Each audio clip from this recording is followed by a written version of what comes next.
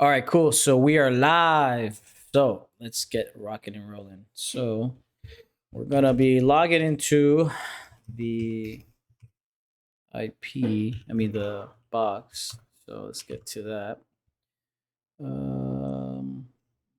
gonna do sudo VPN that, and let's actually get the IP and save it here. Just as a good habit, so we don't have to fluctuate between that. Okay, they didn't save. Alrighty. Hold on. That didn't work? It's weird. That's weird.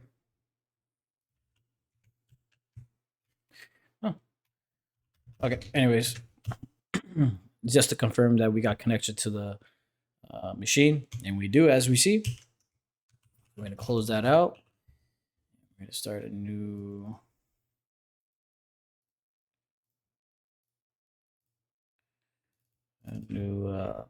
section, and we're going to start this baby up. Yeah, we're setting up burp soup so we can intercept any traffic if we need any information as we go through this process. Just getting the Windows. I mean the internet up. All right, let's see. Alrighty. So let's make a own directory here. We're gonna go to our hack box phone directory. We're gonna change it to machines. Oops. I'm gonna make a directory right now for driver, just so we can make it more organized. Oops, I didn't go in there. There we go. And we are going to start with the nmap.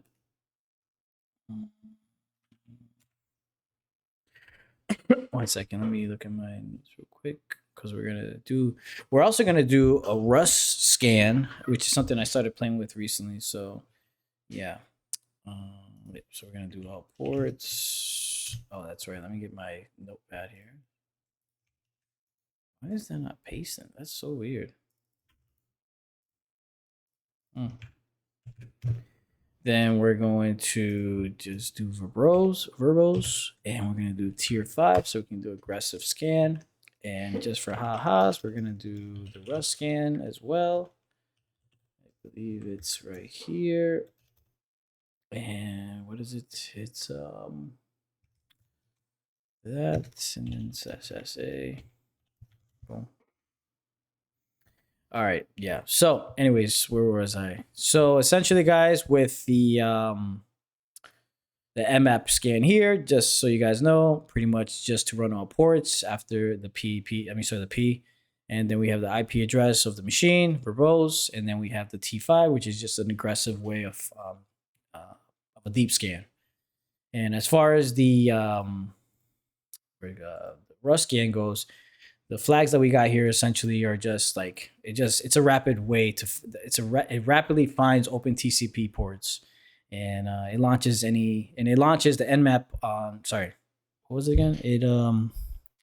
It launches nmap on those ports only with the A flag. So it's basically for a deep scan with the A flag at the end, capital A. So once again, Rust scan is just rapidly finds those TCC ports, and then it launches it into nmap on those ports only.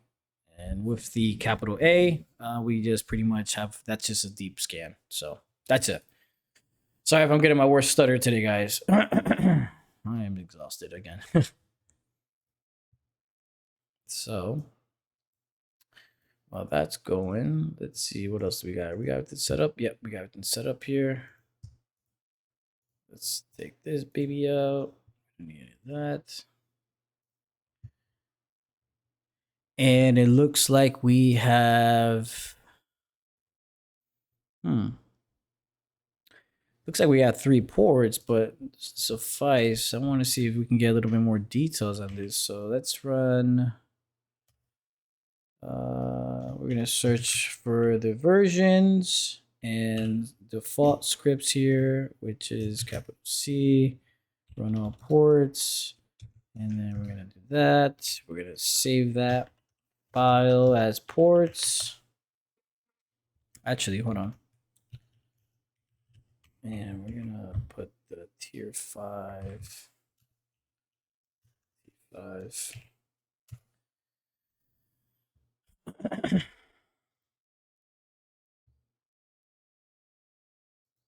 I'm just running these 2 ports because I just want to see what's going on. And I really haven't gotten the chance to play around with Rush Scan, so I'm just seeing how that plays out with this machine. Welcome back, guys. So that took a little bit longer than I expected. So let's dive right back into it. So as we can see here, we see that there's port 80, and it's running Microsoft IISS version 10.0.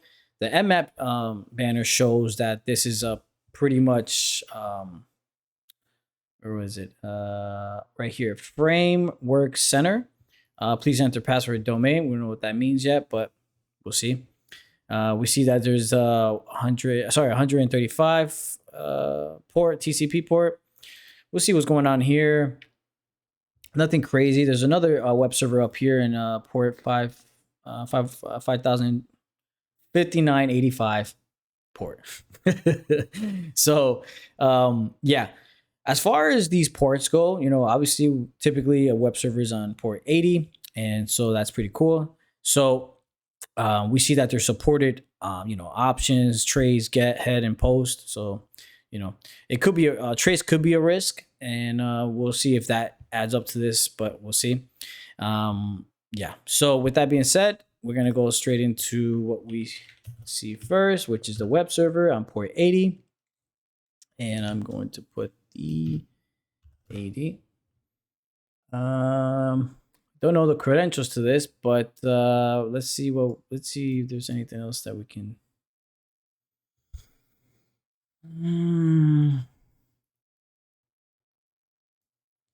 Yeah, that's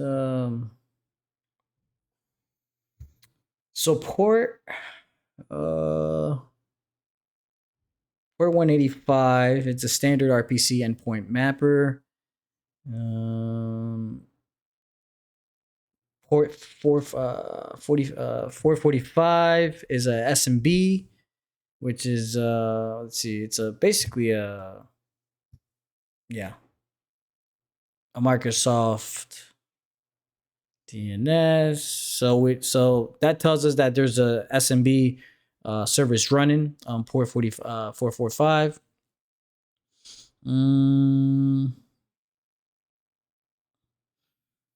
Yeah. And then we see that on port 5985, we see that there is, so just that I can recall before doing other machines, I think I got to confirm that later, but I know that 5985 is a WinMR, which is a HTTP API. And so what that means essentially is Windows Remote Management as far as WinRM. It's a really great post authentication target.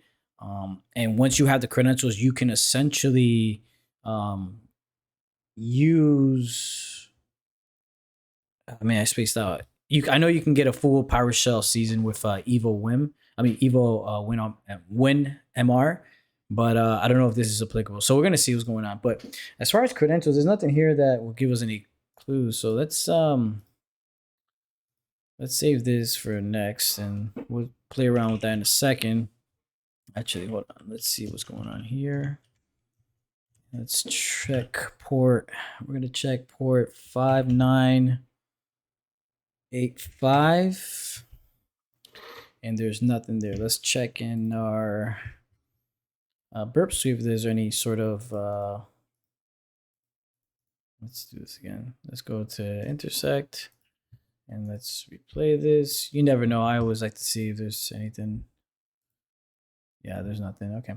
Yeah, I always like to do that just in case if there's something that slips up, maybe credentials or something like that. You never know. Sometimes these things happen. So, all right. We could try.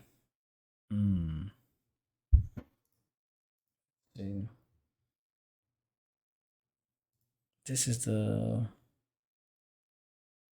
I like this. I like Nmap. Nmap is a little bit more cleaner in my opinion, but we'll see. This is definitely. Um, hmm. All right. Okay. So let's try. I'm gonna keep. This has a lot more input, but I mean, it's the same thing essentially. So let's try directory search, and we're gonna do URL. I mean, sorry, which is the and then we're gonna do that. Let's see what's going on here. So essentially, guys, what dir search is it's a pretty much a fast networks discovery tool, and it's a pretty way. It's in other words, it brute forces URLs to find hidden directories in files and endpoints, or these things on the website, and also API. And so it comes handy when we have a port open, as far as port 80 or port 443 is open. That's a good indication that you guys want to apply. But in generally, it's good for overall anything. It's kind of like Go Buster and same thing like that. But it does brute forces. It brute forces the URLs, which is pretty handy. So we'll see what we can find. We see there's Google password.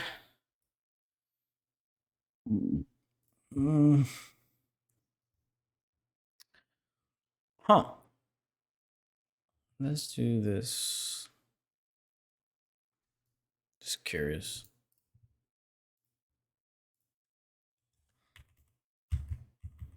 Fuck.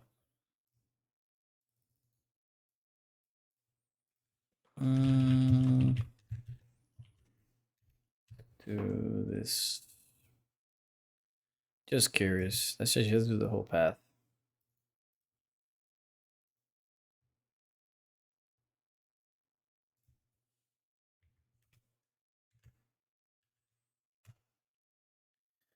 We see that there's a 404 file or directory not found, so that doesn't exist.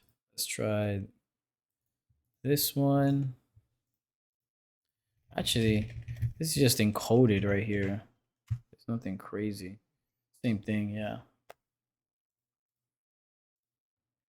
Yeah. Okay. Uh that's interesting. Yeah, it's an interesting one. Hmm. This is out of it. This doesn't work, obviously. This is just the SMB. Damn, that's an interesting one.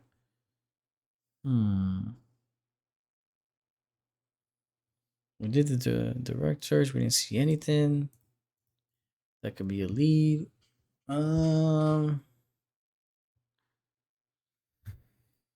That's a toughy one. Let's play around with this. Let's see what we can. Let's do username.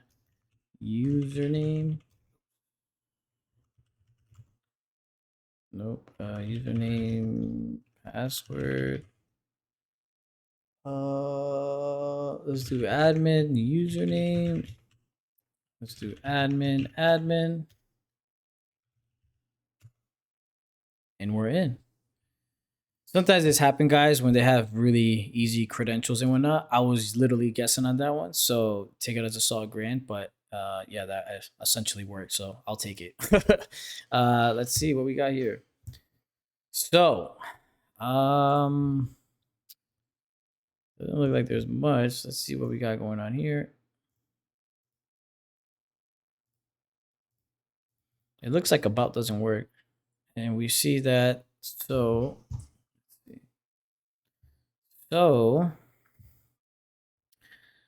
the page says upload the framework update to our file share. Our testing team will review the uploads manually and initiates the testing soon. So the page says upload the framework update to our file share. On Windows networks, window networks, file share almost always means SMG share, which is port for what is it? It's port 44. Here we go. Um, let's go back. And if we're able to like upload this, right? Because if we see here, let's see. Actually, I'm curious to see what's going on in the background. Let's go here. Like I typically like doing this. Not I don't know if it's a good habit or not, but I always like to erase my history. I don't know why. But anyways, so I mean, if we could play around, maybe let's see. Let's see what it says here.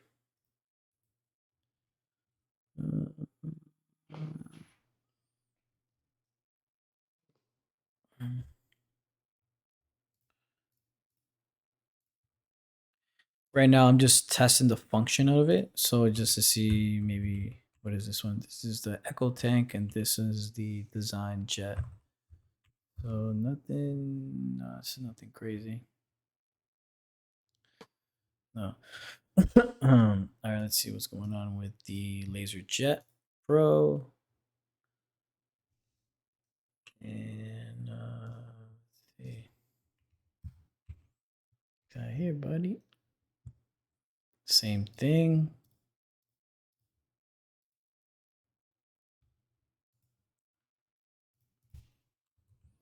Was this an extra packet? No, it's the same thing. Okay, so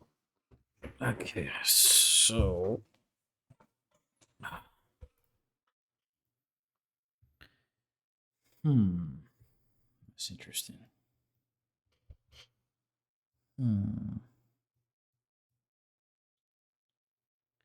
I guess what I would do is so if first okay, so uh I don't think it'll be that easy, but I am thinking let me look at my notes for the reverse shell. Actually, you know what? Let's type it in here. MSFM. Venmo. You know what? Let me just go to my notes. 1 second, guys. Let me get to my notes.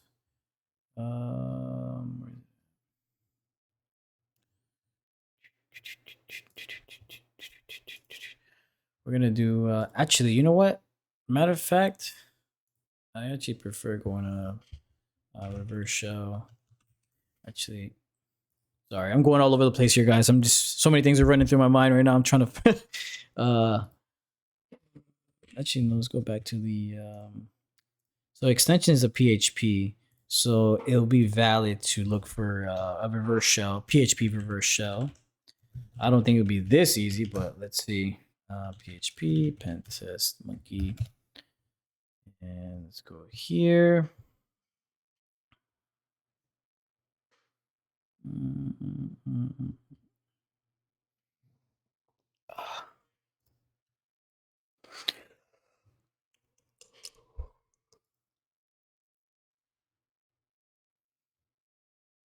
This is actually the yeah okay. Okay, let's go here. Get what I did just there. What I did there, guys, as far as the WGS, just to pull uh the file, or in this case, the reverse shell PHP from Pentest Monkey, and download it into our own Kali machine, our local Kali machine. And as we can see there, we can see the PHP reverse shell PHP. So we're going to go to Vim, something I just use very often. You can use Nano, whichever you prefer. It doesn't really matter. They're all file editors, so they work all together. And we're going to go down here, guys, and we're going to edit this out, and we're going to put our own IP address. And if you look at your top right corner where it says 10.10.15.24, that is my local. That is my Kali that I'm currently using, my IP. 24. And then for the port, we're just gonna do something very simple, 444. And that's all we have to do as far as this goes. And we're gonna set up an end cap. We're gonna set up a listener. We're gonna set the port for 4 and we're gonna see if this is going through. If this goes through, I don't know yet. I'm thinking maybe we're gonna have to go through all of them to see if something can pull or catch. So let's see. Where was I? Mhm. Okay. Didn't catch anything there with that one. That's fine. Let's do Echo Tank. Nothing. Let's do Laser Jet. Nothing. Let's do Mono. And nothing. Okay. Let's keep looking around, guys. I'm sure that we can find something.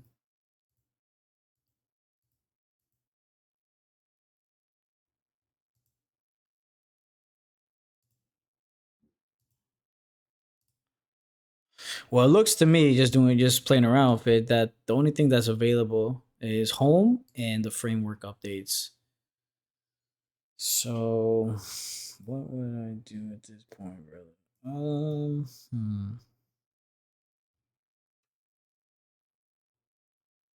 Hmm.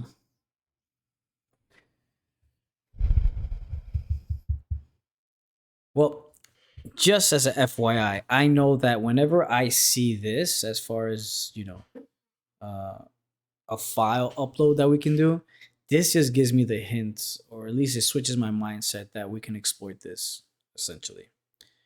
But it's, mm, it probably isn't the only way. Anyways, um, it's interesting. Um, we can look up these printers and go name by name and see if we can see any sort of exploit. Get there. Desire jet.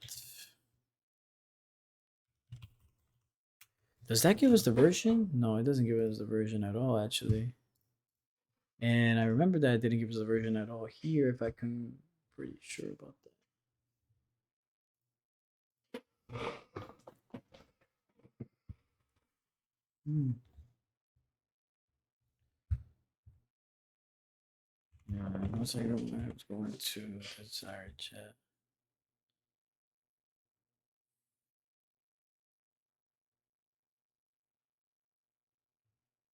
No, not even a version or nothing. That's interesting. So, hmm. So that didn't work. PHP reverse shell didn't work. We did the directory. Let's try. Let me go on my notes real quick, guys, and let's pop up the GoBuster. Maybe GoBuster can probably figure something out there. Let's cancel this out. And let's go right here. The IP. And we're going to be essentially asserting the IP address from the active box machine. Directory, the URL, and we're going to be using the word list as you hear, the common text, and then T4 just to increase the speed. Looks like a short list to me.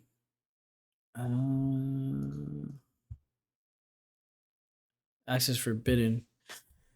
Okay. Alrighty. So, path traversal archberry. Okay, we're getting somewhere.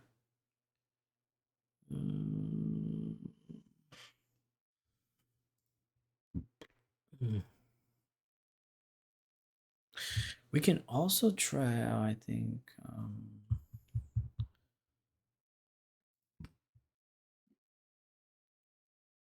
This is Jet Direct. This is completely different.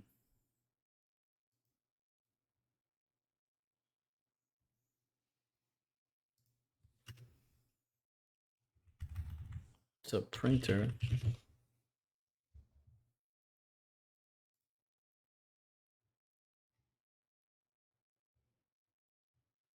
No idea.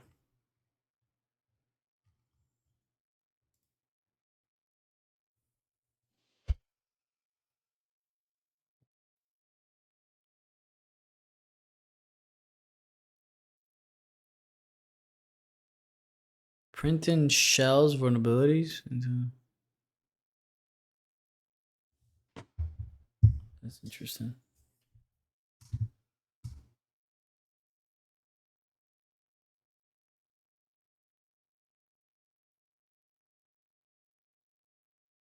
Oh shit, that sucks. This sucks.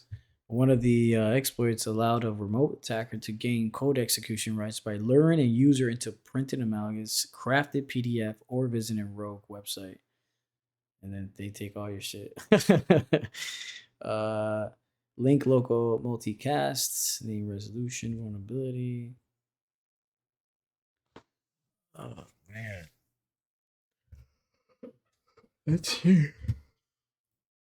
Hmm. Hmm.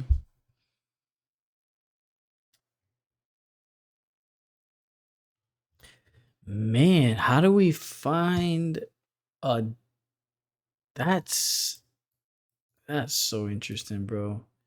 Because let's see. Before I do the Go Buster, I'm actually curious. Oops. Huh?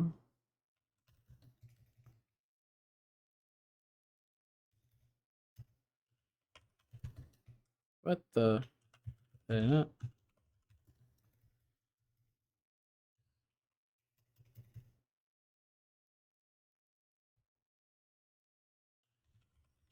There we go. Wow. Um.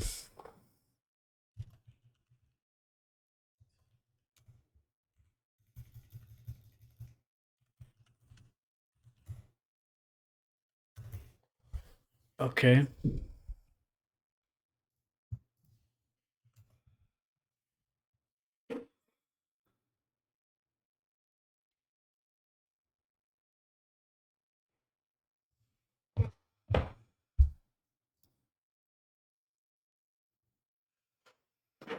Hmm.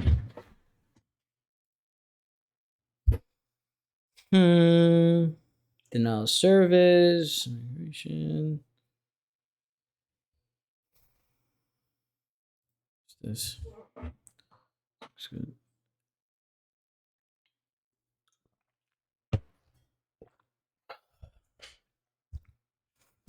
What do we got here? LaserJet Pro. Yeah. Critical.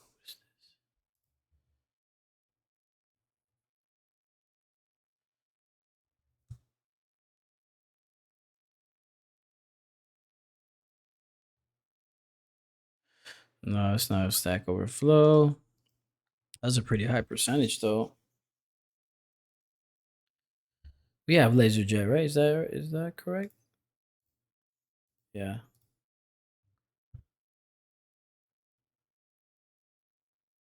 Out of bounds, right? I never heard of that. What the?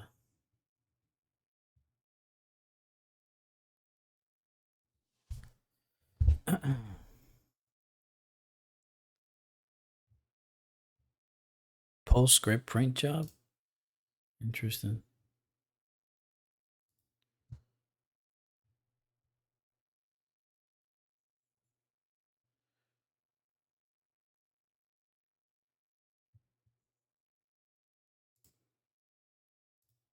Never mind.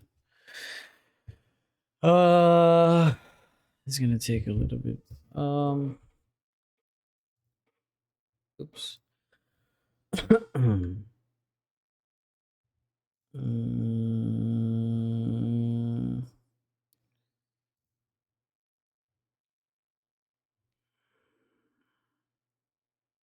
do we have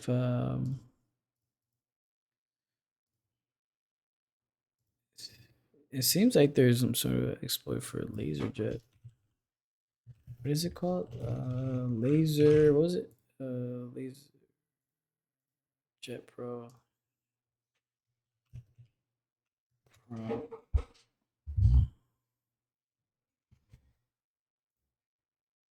Hmm.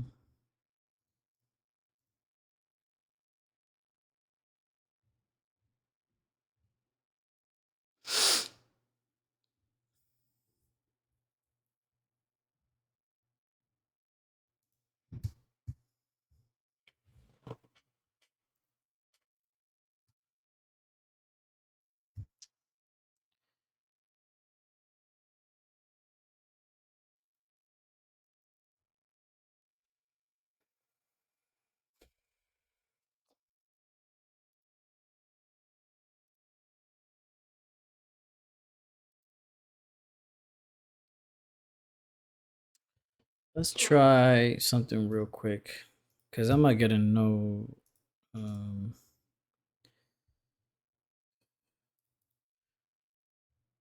oh, I gotta sneeze.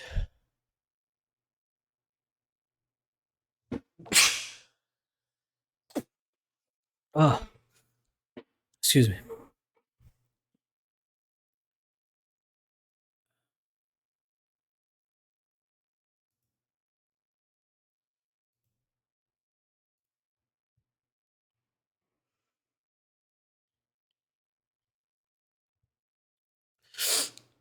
No. Let's see what else we got. So Laser Pro, yeah, Echo Tank. They're not. No. Oh, let's see. Laser Jet Professional Series receive. What is it? Receive fax service unquoted service path. The root system path detected by the operation system or the security application where it should be be executed during application startup or reboot is successful. The local. Da, da, da, da. Yeah, guys, I'm just looking up if there's any sort of other vulnerabilities before I cross that out for my map. Let's see, mono printer exploits. Maybe we can get a clue.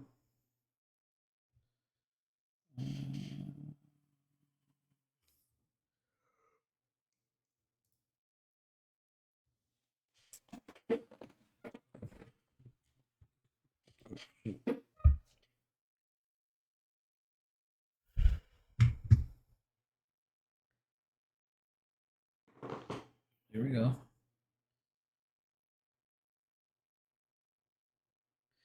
It's leading towards. I always see like it's just laser chip that they have these code execution.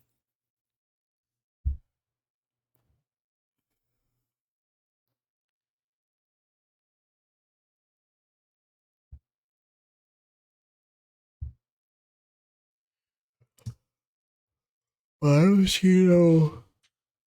I don't see no crazy like exploits for this.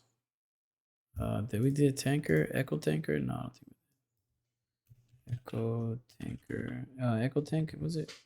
Yeah, I am. Echo tank. Yeah, we right. What we got here?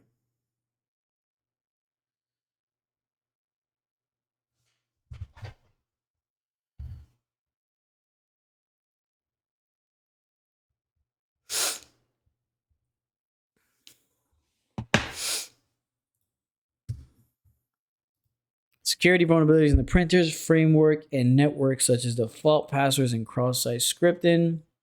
Mechanical function exploits that bypass or overcome simulations, but I'm not seeing anything crazy, man. Like, what the hell?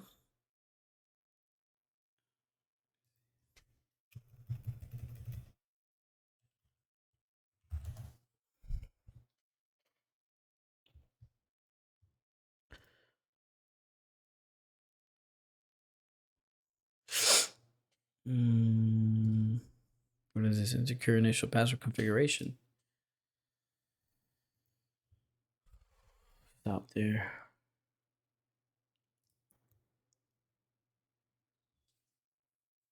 Hmm.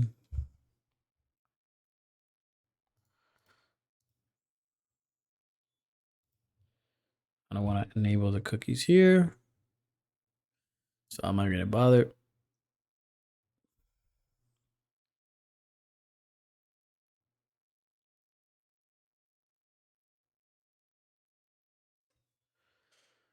Uh,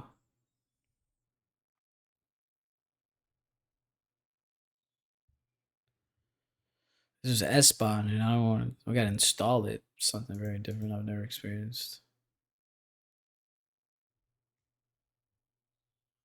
Yeah, that's tricky, huh? Let's see. What can we do?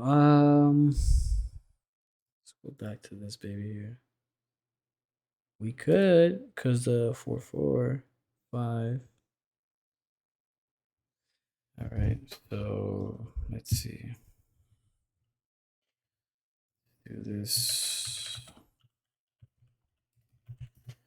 Oh, by the way, guys, this is essentially just so SMB. If you guys go to I'll give you a description on it.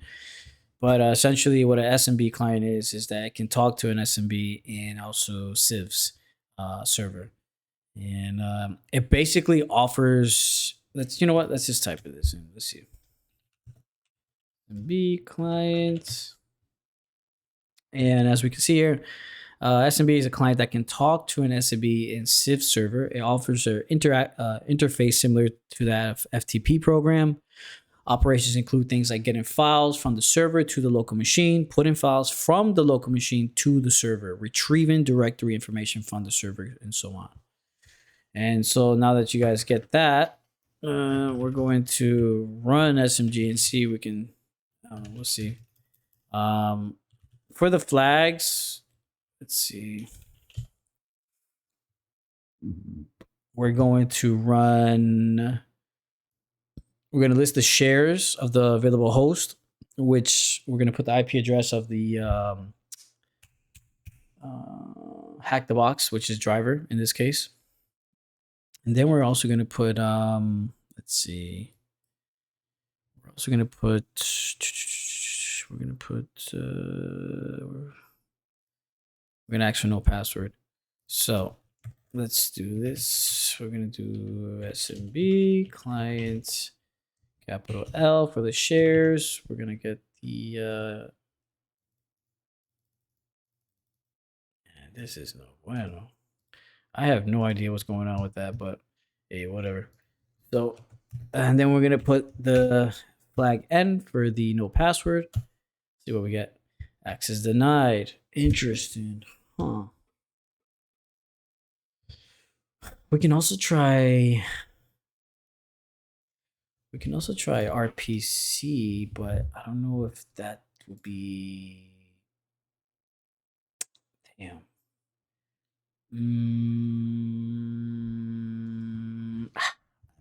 Whatever. We'll try it out, guys.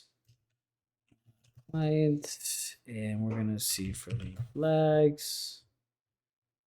And the flags that we're gonna be using, guys, is we're gonna use user for the domain to set the username, and then we're gonna set the I think it's the same thing. We're gonna set the no password as well with this one. So very similar to the other one as far as flags go. Yeah, I think that'll be all. Yeah, okay. So yeah, what was it? Yeah.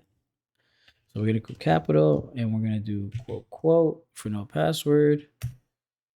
Sorry for the user. And then we're gonna put the IP address and we're gonna put capital N for no password. And I think that should be it. Let's look at the information here. Yeah, so yeah, same thing I just said, guys. Pretty much for verbatim is pretty much a utility initially developed to test MSRPC functionality in Samba itself. And many system administrators have written scripts around it to manage Windows NT clients from their Unix workstation. So that didn't work for us. So there goes that. Where could we pivot next? Maybe we should do more recon. That's a tough one, brother. Let me see. So if I had to, because if we go back to where we were, which was, oops, here we go. Actually, you know what? Let me just scan results and then map. No, it's not. I see. Obviously, there's an SMB server that gives me a hint that there could be something going on there. We see that the TCP port has a web server up. The web server on 5985 is not up. As we saw, it was not found. And I mean,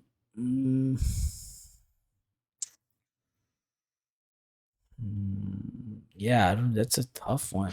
I mean, I can keep doing recon on the computer printers, but the one that I saw just, it was a laser jet, and that was the only one that was coming up. But I didn't see no crazy exploit. Maybe I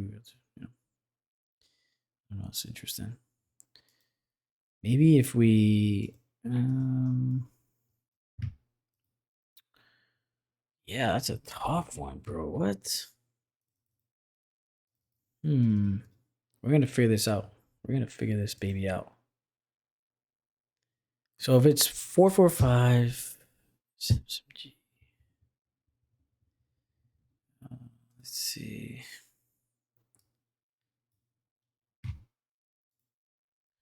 That didn't work.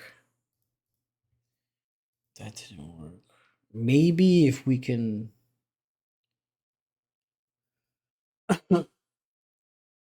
Maybe if we did something where, let's see. That's it.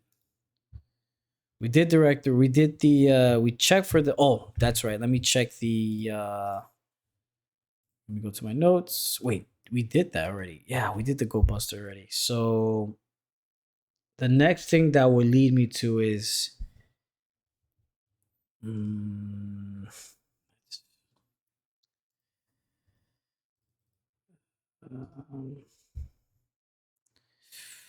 it's a tricky one. That is a tricky one, my friend. So we know that Microsoft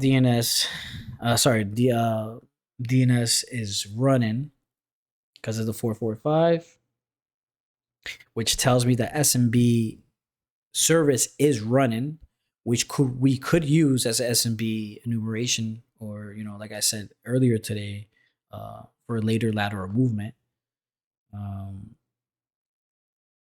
I don't know. We might be able to accept credentials. We might be able to. They might also accept credentials. I'm sorry, I worded that wrongly. 4985 Windows management. I'm sorry, Windows remote management, which is WinRM on that port.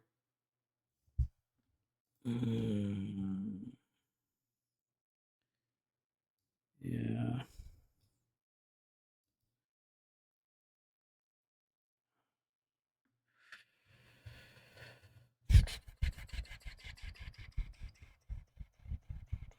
It's tough, bro. That's tough. Very interesting.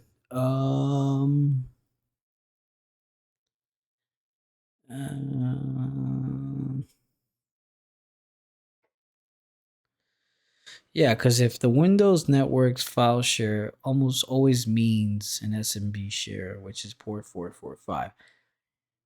If we're able to upload a file, then we can probably retrieve uploads, and we can, which is what I did with the reverse shell pen test. So, that's a good one. On the, that's a good one, bro. Kind of stuck here.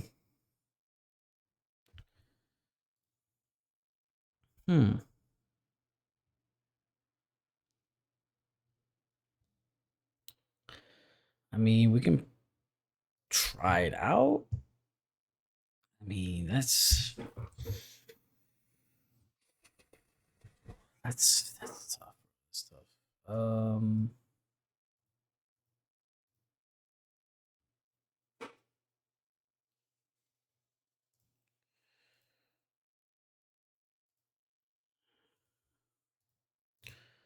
So there's no vulnerabilities here for the Echo tank, as we see. It just gives me types of vulnerability. Web configure vulnerabilities, music script embedded.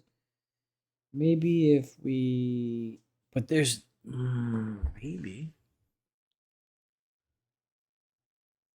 but there's no product. Oh, the product is the. That's just the model, but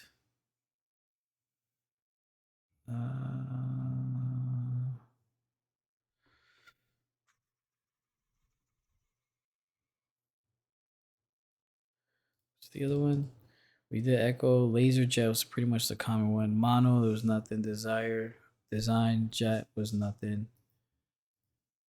Uh, Interesting. Uh, we did the shares. We had access denied.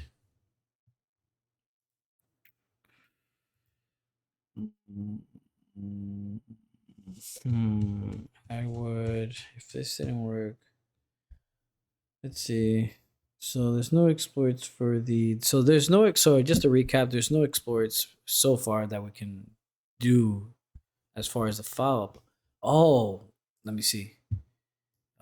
This can probably work. Upload. File upload vulnerability. Let's see.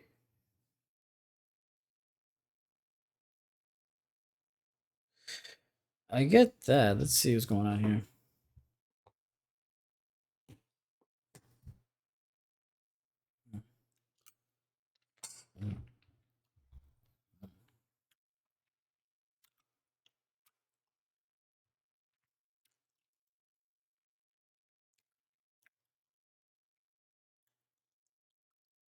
Nope.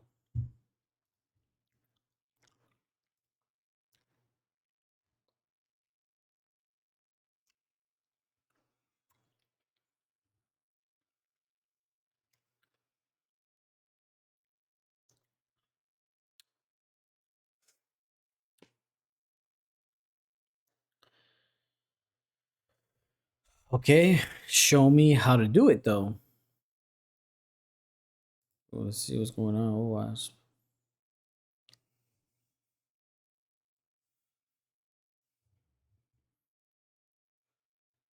Mm.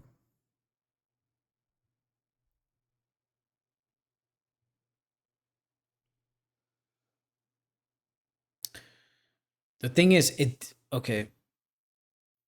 So the file protection for the most part, because that's one thing I wanted to look at, it didn't show any sort of error. Like it didn't give us like, oh, this is a error. Uh, what do you call it? File not accepted. It would give us like an error um, display, and that would detect. That would 100% tell us that it's has protection as a filter. So I don't think extension is a thing here when we're uploading these files, but I literally just did a PHP reverse shell, and I thought that worked. But we can also try other things too. Let's see what's going on here, Phil.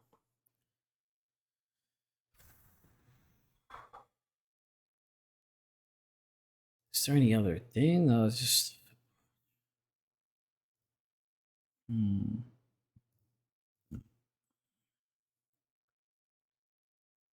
Mm, maybe let's see if they have any sort of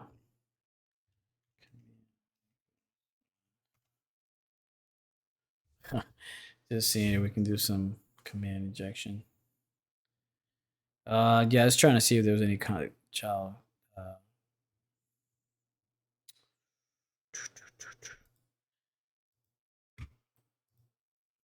Hmm. Everything I've already exhausted trying to find hidden directories. Let's do this. Let's locate medium medium text.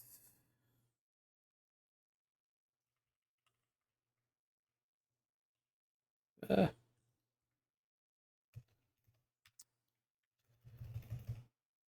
no, because Rocky's gonna be longer. No, that's not gonna work neither. Hmm.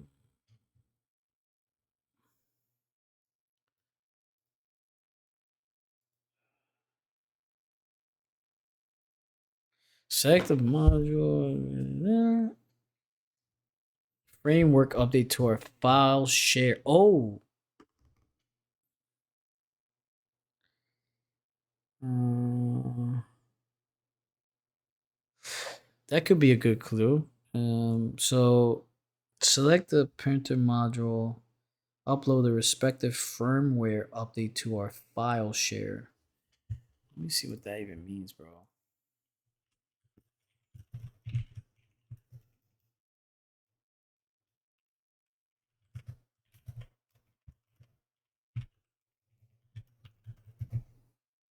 Is that what it said? Yeah.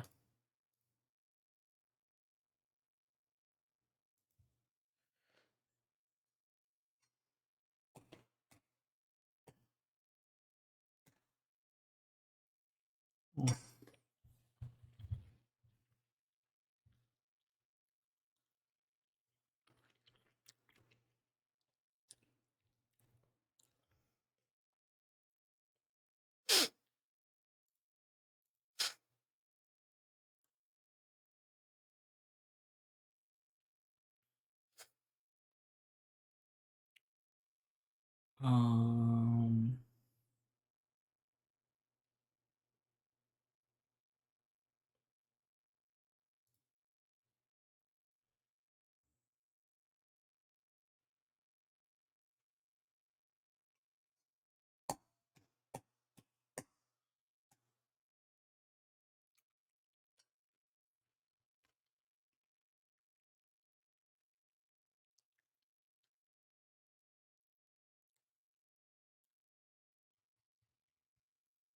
no.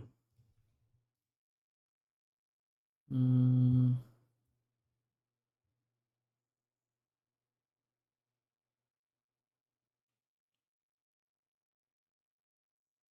this sounds like SMB.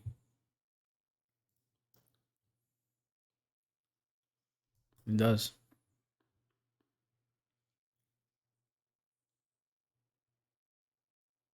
Mm.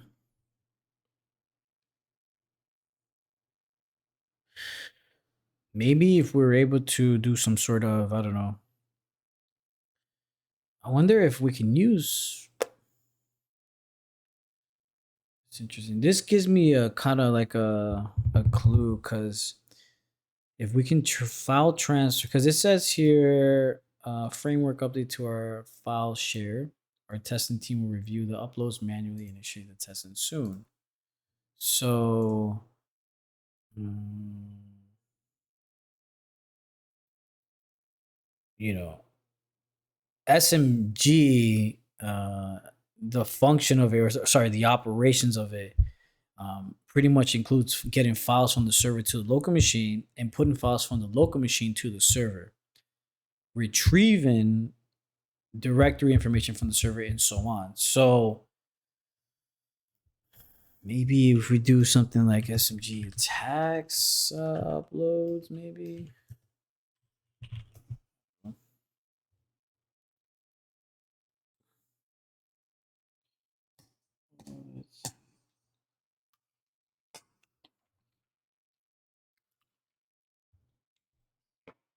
Sorry, I'm just having some fruit. Mm. Ugh, gotta love fruit. All right. What's going on here?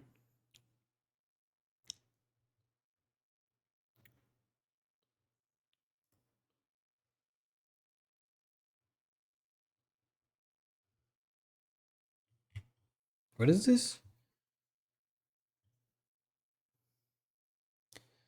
Recently, working on the sniper machine hack the box. I came across a technique explaining remote file inclusion. This is not us. Must have been a while. Let's see. Uh,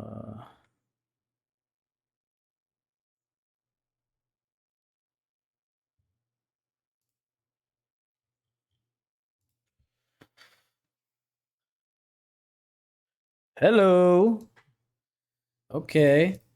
So SMB file upload attacks exploit network misconfigurations and vulnerabilities to deliver malware and steal data or gain remote control of the system. Attackers can upload malicious files to open network shares and then execute them to archive their objectives, achieve their objectives. These techniques are often combined with other techniques such as SMB rely or phishing to gain initial. Uh, I've heard of Eternal Blue. That's a pretty strong attack. Uh, there was like a bunch of hackers or a hacker group that I forgot what the story was, but it'll come back to me. Mhm. Okay, so what is it? We can recon.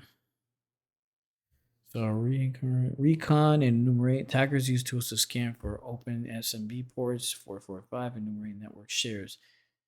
We have access denied. We try that. Getting access to obtain a foothold, and attackers might combine techniques of phishing, SMB relied attacks. So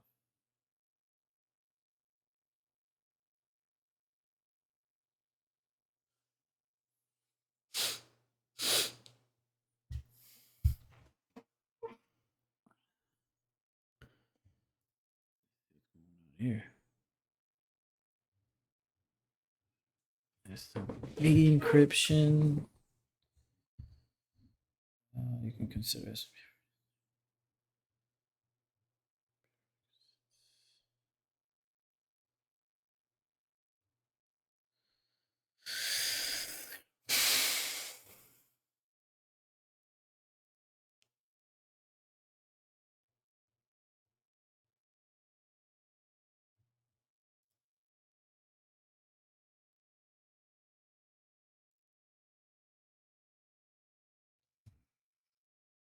Hmm. Yeah. Let's see. Yeah. Right now, guys, I'm just as you guys can see, I'm looking up because it looks like this is a good solid lead so far as the SMB client where we can upload and we can essentially exploit either code or code execution, retrieve information, these type of things. So let's see. Did we have that? Oh, let's see. Let's see. What is it?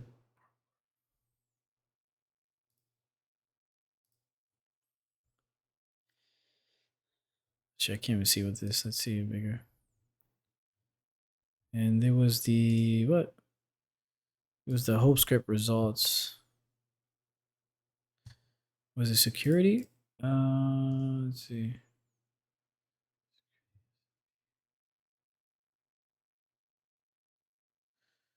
SMB security mode 33.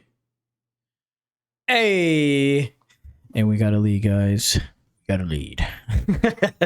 All right. So, uh, the above image shows a workstation without SMB sign in enforced it as a reminder. This is in the default setting for all Windows workstations. We will gather all workstations without SMB sign in enforced to place them into a file called target.stat. So let's see what they're doing. Mm. But what does that mean exactly? They're using responder here too. Interesting. Uh, they ended up getting the local hash in the user. This is interesting. All right, let's put that in.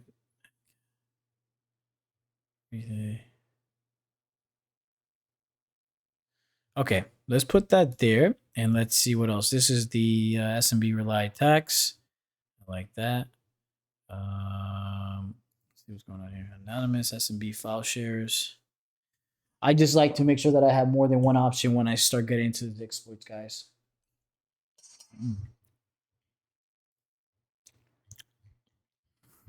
What the?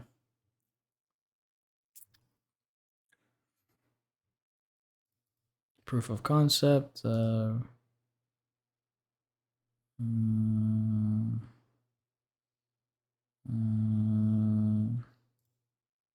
no, what the hell? Not trying to do NetBIOS poisoning. P. No, nothing.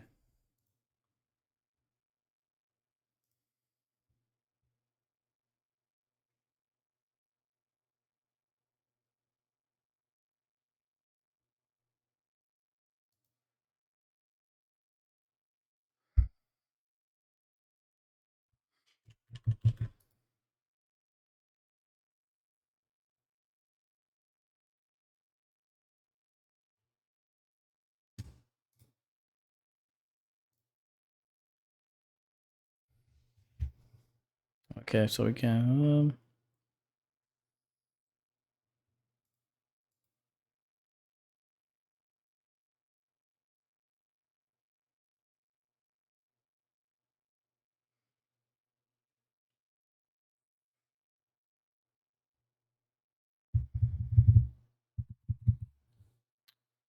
What? What is that? I'm actually curious now.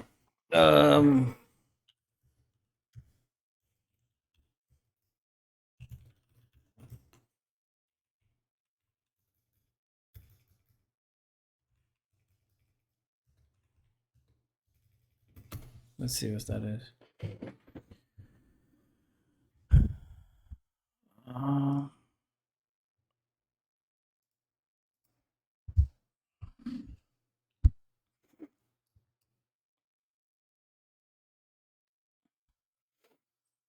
SMB protocol, which is widely used across organizations for file sharing purposes. It is uncommon during internal penetration testing to discover a file share which contains sensitive information such as plain text, passwords, and database connection strings. However, if we are to file share, if a file share doesn't contain any data, that could be used to connect to other systems, but it is configured with the right permissions for unauthentic users. Damn. It is possible to obtain passwords, hashes of domain users, or Metasploit, Metasploit shells. Gathering hashes. It is not new that SF, which is shell command files, it can be used to perform a limited set of operations, such as showing the Windows desk or opening. Or, however, an SF can be used to access a specific URL. What is that? UNC? What does that mean?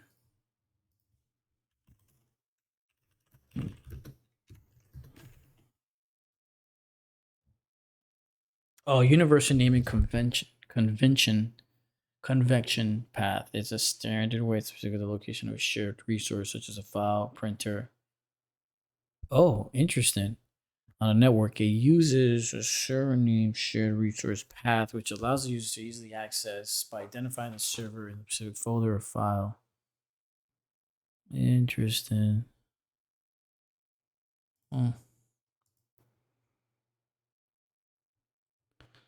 Tells us here how to do it. Oh, hold up. I think that's how the other guy did it here. Wait, this is the other one. Let me see. What was the other one? I think it was the oh, that's right. Where was I? Is it this one? No, I don't think it's this one, brother. Anyways, no, this is the reason why we look. Oh, what the?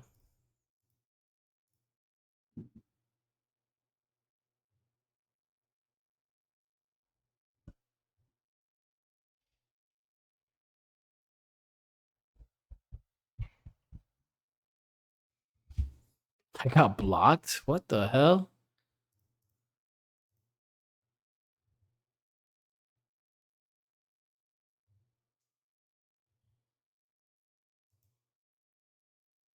What the? That's the first time that's ever happened. What the?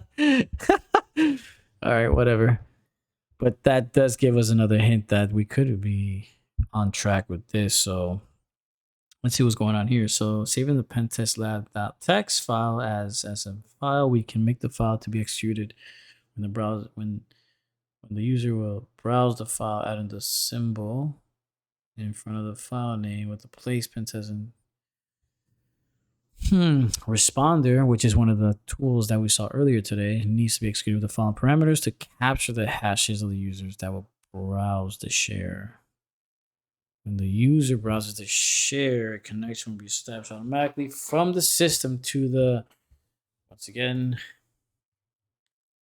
the universal naming convection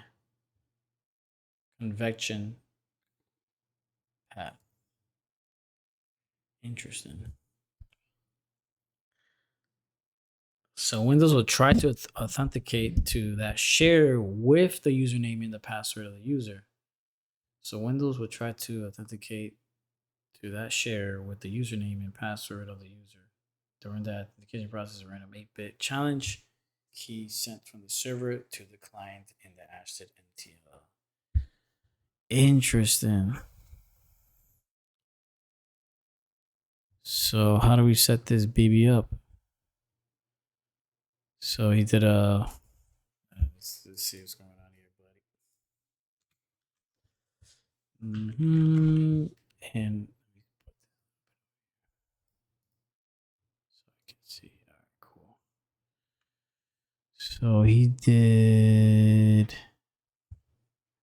Okay, so. Oh, what the?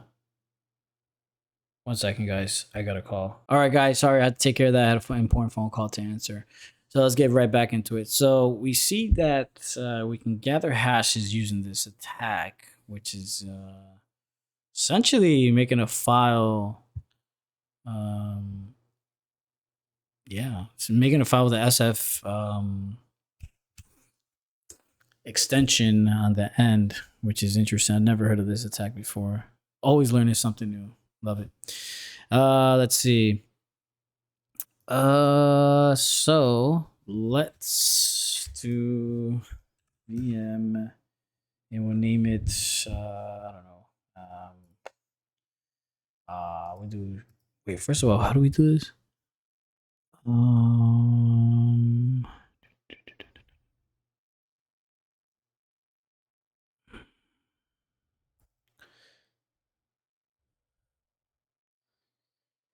So we add the add symbol, at symbol in front of the file. We'll place the pentest lab.sfx, which is the command file, shell command files, and that should essentially get us in. So let's do and we'll do let's do pentest lab and we'll do the SF right here. And then what do we put inside? We put 1 second. The hell? Shell command equals to icon file slash slash slash. What do we put there actually? Hold on.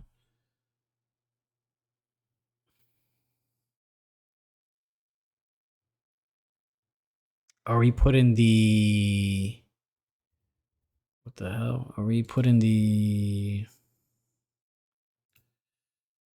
are we putting our IP address?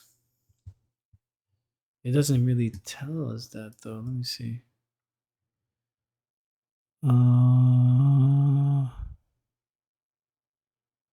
Icon file? What does that mean? Hold on, let's see.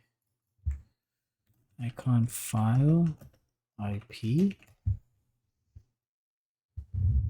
I don't know if it's actually for the host machine. Sorry, I mean if.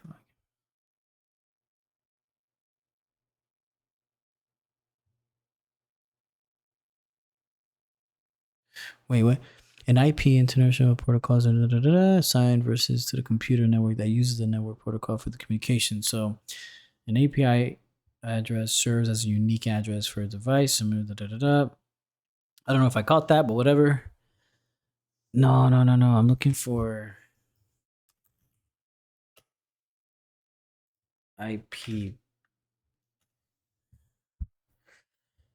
Mm,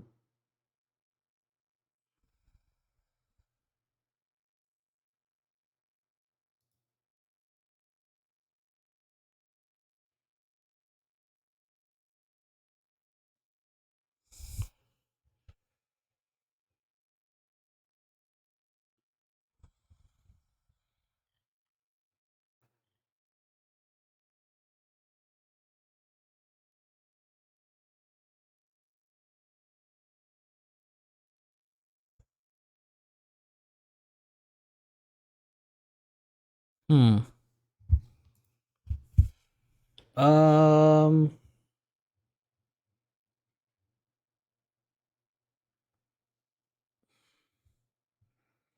This just goes further down.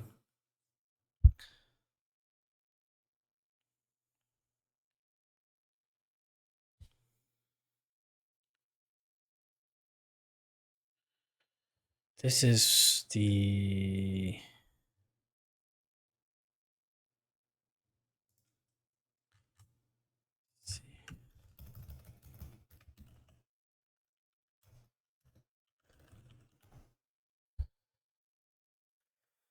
Oh.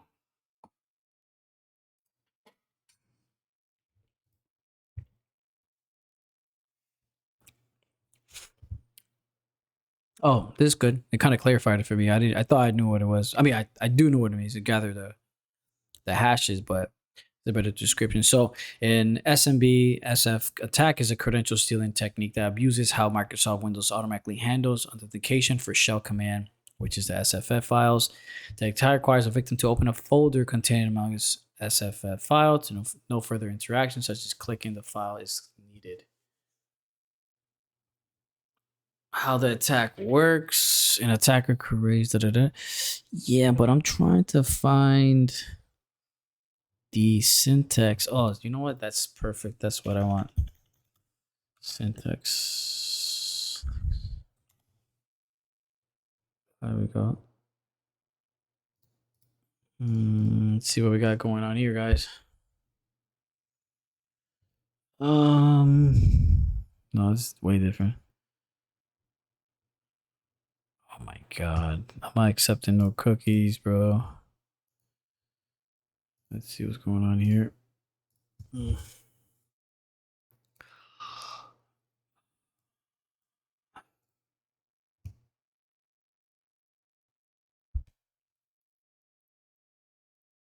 Yeah, but it doesn't. I'm trying to. If it's in my IP, like that's the question I'm asking. Is it mine or is it the host? I mean, the machine. Jesus, brother.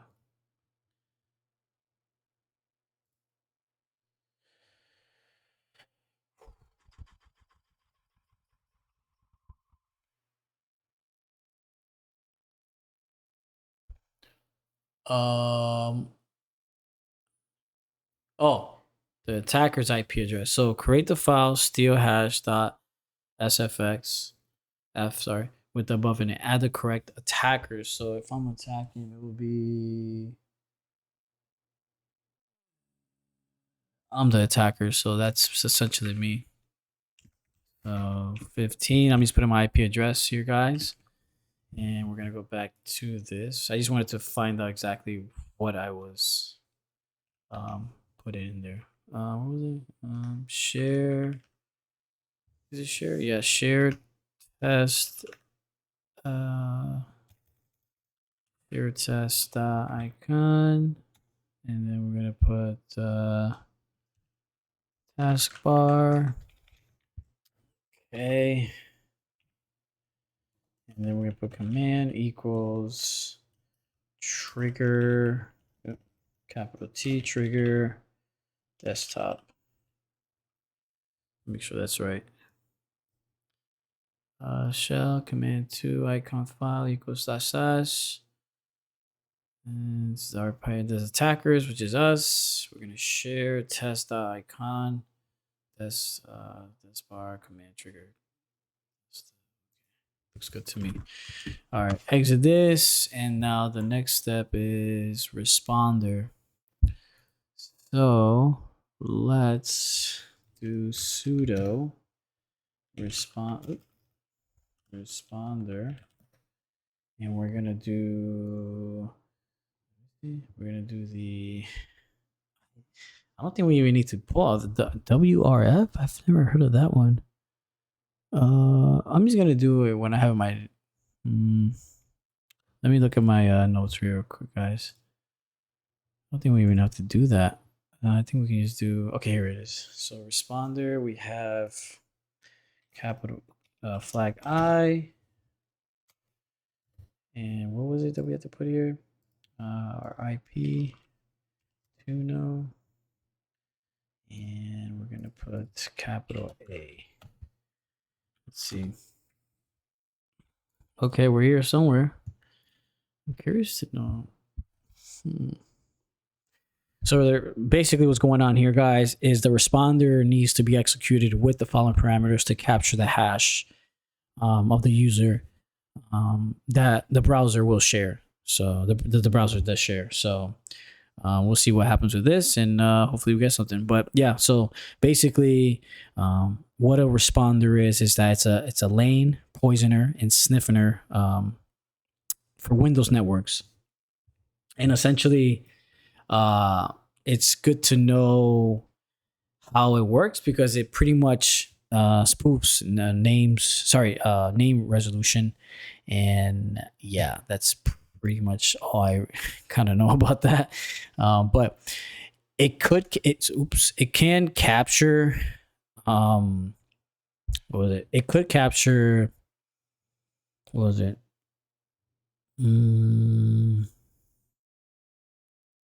Yeah.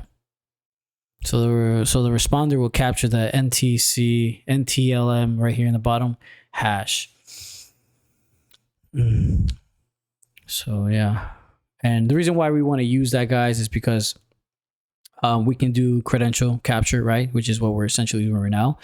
We can elaborate more about that. We can grab the net NT hashes when users or apps or mistype or host names or auto discovery proxy or anything like that, and we can that's that. But yeah, so when we talk about relay, we can go from relay to remote code execution and pair that up with like like NTL, what is it?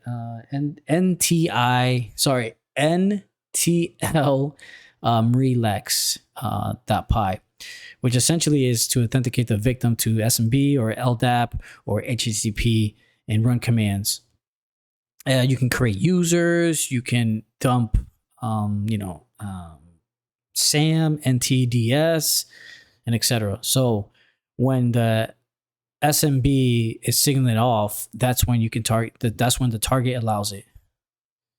So I'm kind of getting my words mixed here, but you guys kind of get the gist if whatnot. So I'm just saying this out to kind of also retain it as well and get better with this stuff as well. So yeah, and hopefully it's a pretty, for the most part, I've done this attack before, but not the similar one with the SF file attack. Is new to me, but it's a fast internal foothold for sure, and it works with no credentials, so it's great. So let's see what's going on. Still waiting.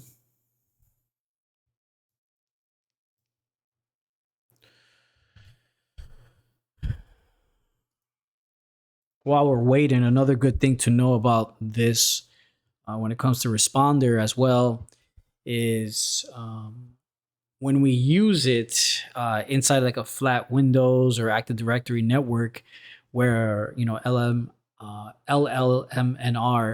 and NetBIOS, NS, and MS and MDNS, are enabled. which are many are by default. DNS is domain name services. Essentially, what that means is it's the phone book of the internet where it translates that code into human readable. So if we see something like www.google, that's basically what that means. Essentially, it's just translating into something that we can read as far as human beings. Sorry about that. I'm getting my words messed up today, man. Holy smokes. This is taking off to be a while, man. Hey guys, welcome back. So that took us a little bit longer than I expected. I was doing everything right on my end as far as doing the responder. Before that, I uploaded the file that we worked, which is the space SF. Where remember, I don't know if I mentioned it, but I essentially changed the names from pen test and lab to space.sf, something more simple, whatever. So I uploaded the file here, and I didn't know I was supposed to have the responder on first and then submit it. So when I did that, because I was experimenting, I saw that initially what happened was I saw the skip and previously captured hash, but it didn't give me the hash or the username right here. Sorry, the hash, and then it didn't give me the user, right? And then the driver machine. That didn't give me prior to this. It was just giving me error, as you guys saw. And if not, I'll probably leave that a little bit so you guys can see what I was talking about. But if not, that's what happened. So I essentially just resetted the machine and went from there. So moving along, which took us a hell of a long time. So we were able to get the hash here, as we can see, and Tony looks like the user. Now he's got to, crack this hash right here. So I'm going to put that in my notes. And we're gonna, I don't know what's going on with this. It's not working out. Let me see. Oh, now it is. Wow. Okay. There. Let me double check that. I don't want to miss a zero. So now that we have the hash, guys, we are going to basically, let's see. We're going to basically go from here. Well, we can actually cancel this now. So we're good here. And what we're going to do is we're going to use John the Ripper. And let's go to John the Ripper hash formats. And we're going to go to, let's see. I'm going to go on this one right here. All right. And, actually, speak of the devil. Let me go back to this. Oh, shoot. Did I leave it in my... Let me see. That was a mistake. Shoot. Let me try one more time here, fellas and ladies. Oops. Nope.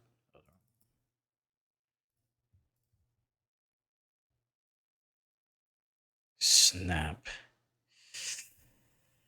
Okay. All right. It doesn't want to give us a hash again, so that's all right. So the hash that we want to see, because prior when we saw the result from it, if you guys recall, it was the net. And let's see where that baby's at. And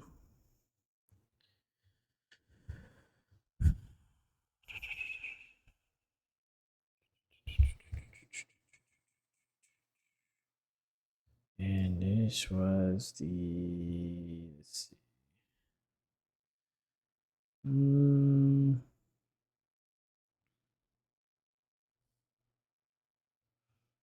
Yeah, that sounds about right to me. All right.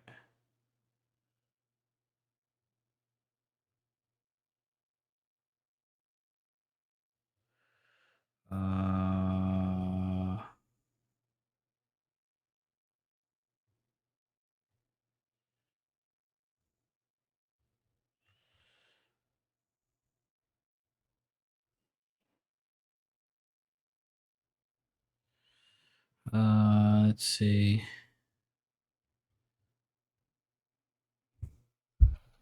Nope, it's we want the NT one. Here we go. This is M1. We want 2. This is the one that we want here, guys. because initially, if you guys review back into the result that I had, essentially it was the NTLM, um, the NTLM MV2. So this is what we're gonna go with right here, guys. So we're gonna make a file. We'll just make it whatever, Venmo, whatever. I'll make a hashes.net, not hash.net. Is that right? No, hashes.text. And what we're gonna do is we're gonna copy this baby in here.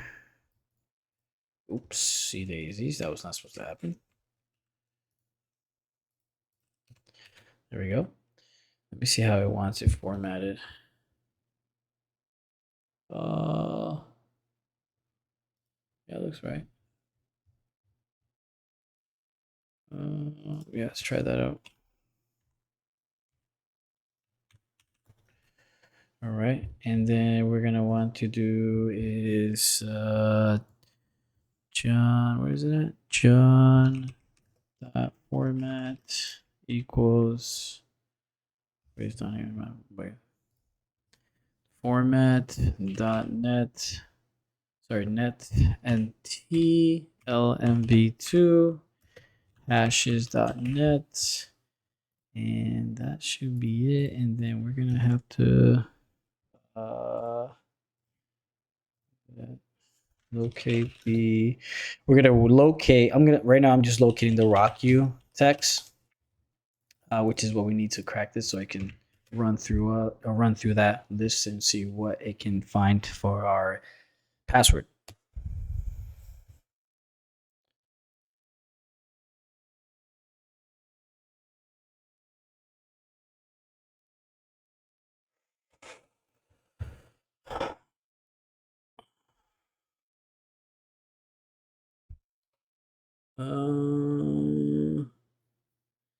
Check them out momentarily. Hope you guys are having a good Friday, by the way. I apologize. This has been a very tricky, rough machine for me, as you guys can see. And some of the things I've been saying has been my words. I've been mumbling, so I'm pretty exhausted today. It's been a long week. Let's see. Well, I was using a lot of CPU here.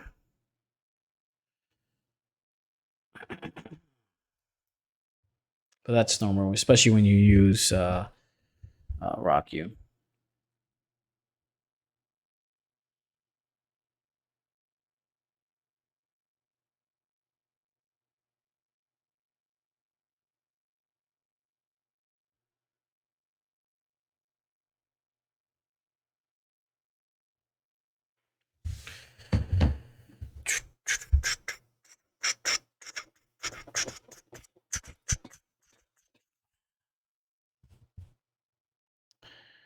It's awfully taking long, man.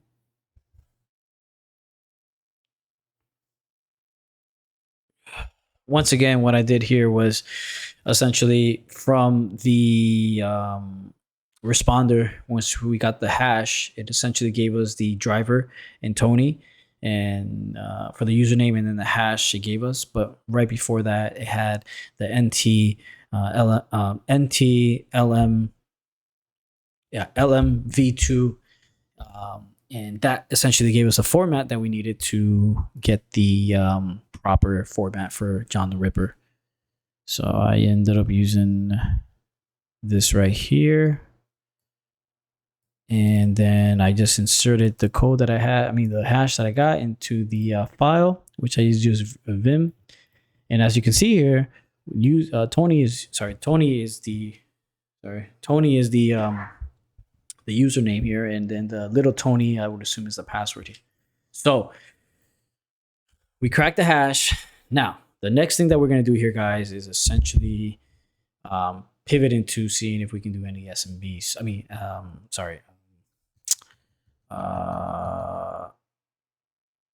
SMB. Sorry. Wow, man, I am feeling alive today, guys. So we're going to do listing.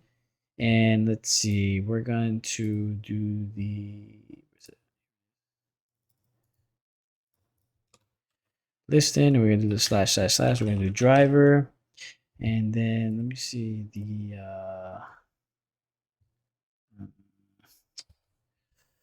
let me see something. The SMB client help. I forget these things time to time. I want to put a user, but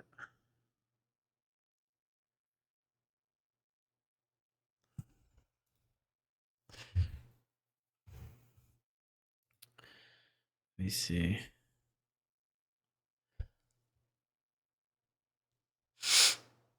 Let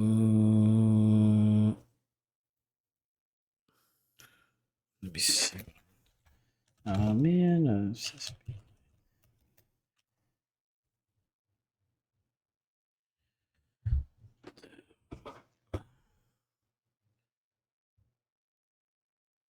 so examples, share.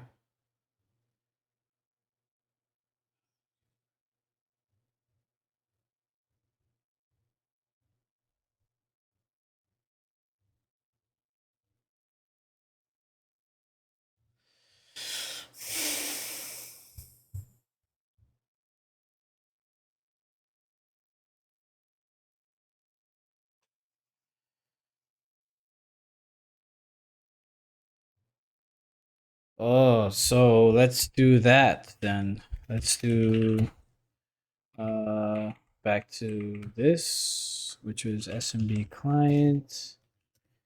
It was L because we want to list the shares. We're gonna put the IP address for the attack machine. Oh, 1 second, guys. I actually just remembered that I had to um reset the machine. So that's something that I have to get. Hold on 1 second. Just getting the correct one. There we go. Yeah, totally forgot about that. That would have been doo doo. We got that, and then we're gonna do user is driver slash Tony, and then Tony is little Tony, and let's see.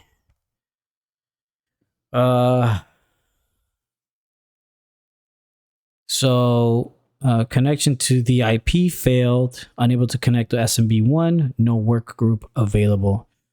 Well, no luck there. So, let's see. So since we know that we're dealing with Windows here, guys, essentially, I would, let's see.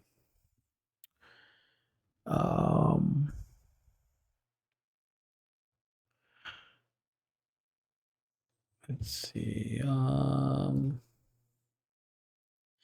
I would pivot here to using the evil whim. So the reason why we want to give that is because the evil win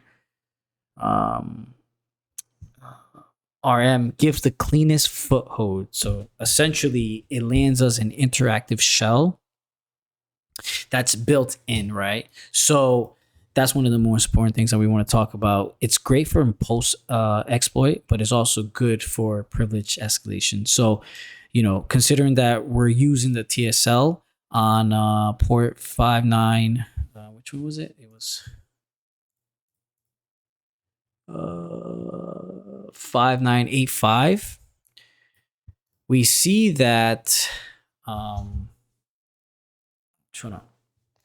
we see that the port's open. So since we know that it's open, we can usually host a listening it means that the host is listening for the WIM MR over the TSL, which is perfect because once you're cracked the hash, we can essentially the hash / password or the valid hash, whatever you want to call it. We can go on and pursue that. So what we're gonna do now is, once we open the evil whim. That means the box is set up for remote code shell. And once we have that, all we have to do once you understand that, we're able to just sign in using the evil WinRM and hopefully log in. So with that being said, let's see. Sorry, there's a lot of things I'm throwing at you guys today, and yeah, it's a lot of things that I've also been working on the back end things. So yeah. Let's see. Sorry, I spaced out for a second. So let's go here. I believe I already have it downloaded, but let's see. No, it's actually pre-installed in Kali, I believe, if I'm not mistaken. But nonetheless, let's get back into these. So we obviously weren't able to access the SMB client with our credentials. So now we're going to pivot into using Evil, like I mentioned here. Sorry, guys, I'm repeating myself because this is just good retention as far as teaching you guys and myself. So let's see. And from here, guys, we're going to go real simple. Sorry. Let's see here. What's the manual? Oh, what the? That's interesting. Okay. And let's see, we're going to be using the user here and the password. So very simple here is win. We're going to use the user, which is Tony. And we're going to use the password, which is P, little Tony. And then we are going to, let's see. We're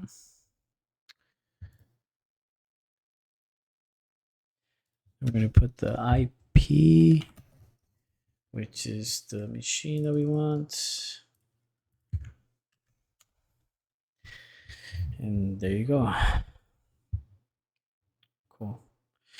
Now, guys, just as a FYI, I mentioned it before, the TSL. I didn't talk too much about that, but essentially what it is just a standard protocol that encrypts data in the translate. And the reason why it matters the most is because it stops pretty much tampering. It proves that you're talking to the right server, such as like certificates and whatnot. So that's important. Another thing too that I want to talk about too here, guys, is the Microsoft Remote Management, which is the WinRM. Basically what it is just a Microsoft remote management service that exposes PowerShell remoting over HTTP and HTTPS, which as we all know, HTTPS is more HTTP is more encrypted, I believe. Wow.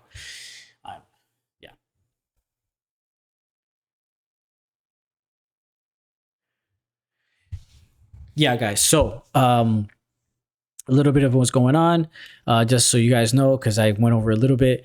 TSL. So what it means basically is it's a standard protocol that encrypts data in the translate.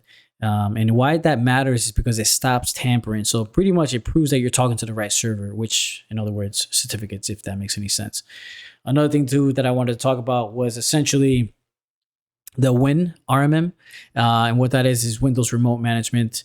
And the whole purpose of it is pretty much, to expose the PowerShell remoting over, HTTP and HTTPS, basically. So when we're dealing with ports like 5985, which is HTTP unencrypted, unless extra precautions that has on it, let's see. Yeah. So, and of that, let's see what we got going on here. I forgot this Windows. So, going on here. Let's see. Who am I? Tony ID. Oh, I forgot. That's not valid. What's the host name here? Host name. And we are in the driver machine here, guys. So that's good. We're getting a step ahead here. I mean, we're one step ahead. So let's see what's going on here. I mean, what the? Let's see. Let's change to C/desktop. Desktop. Let me see.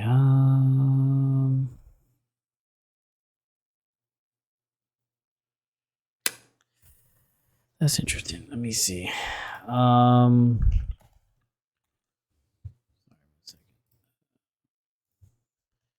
I still am not a master when it comes to Windows commands. To desktop, etc. Let's see.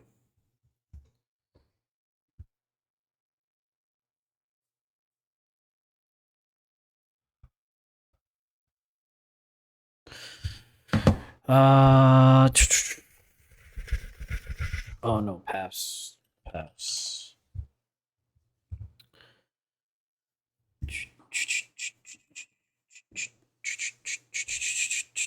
Ooh, let me see what's going on here.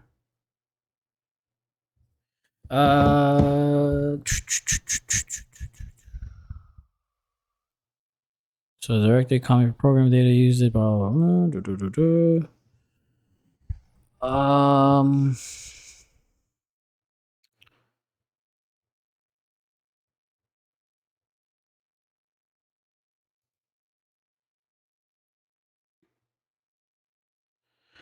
I know that's what I did, brother.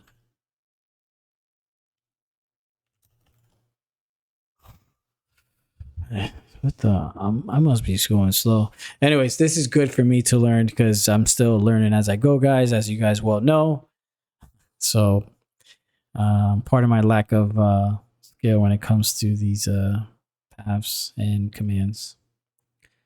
Let's see. Hmm.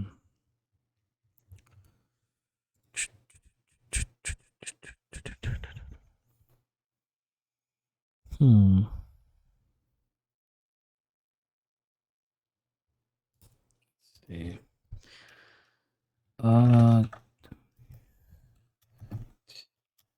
C slash. No, what the? That's so weird, bro.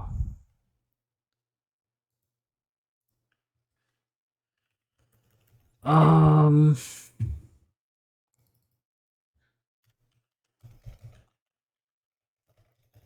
Hmm.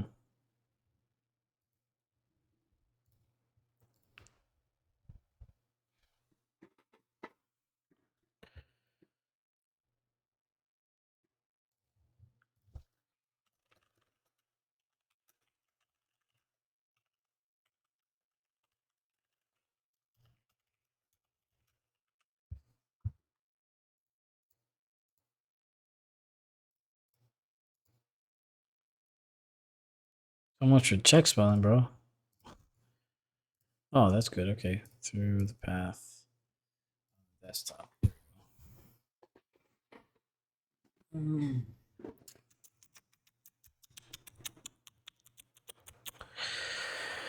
Oh, these people. Oh man.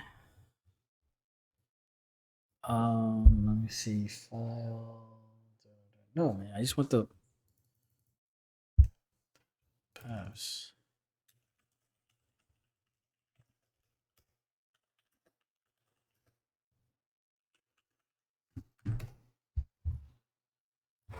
Okay, so the full unnamed or ambiguous address of file folder starting from the root directory like C da da da da.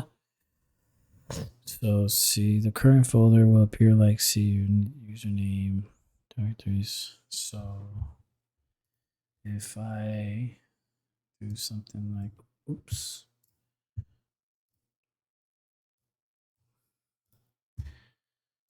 See. There we go.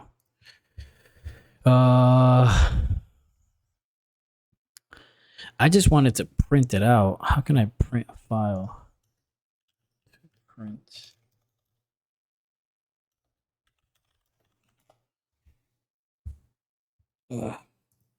Paint. Print file.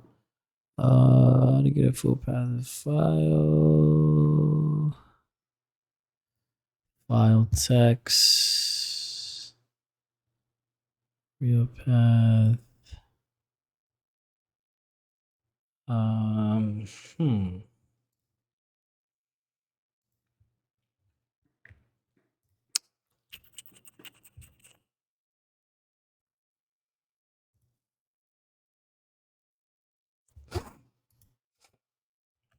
Change the directory. Let's see if this works.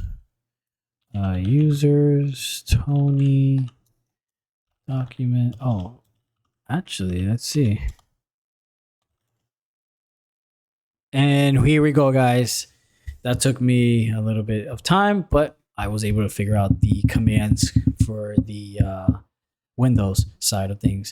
So as we see here, guys, we're able to use the text. We have the text user. I'm not going to display it right now, but when I'm done with this, I'll go and put that back in the Hack the Box machine. So yeah, so there's that. Let's see what we can do now going backwards.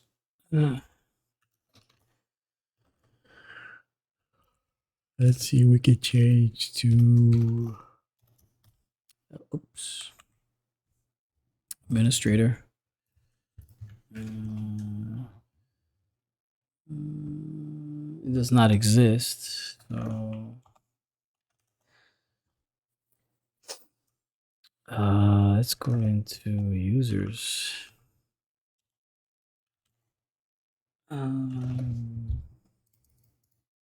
Wait, that's what I was in, wasn't I?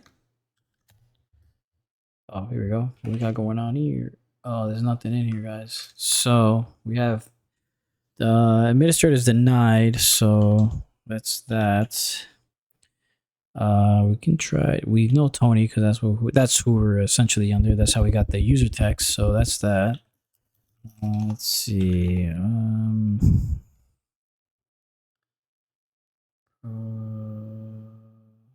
None of these things look legit. Oops. We can try Windows. Oops. Windows. What we got going on here?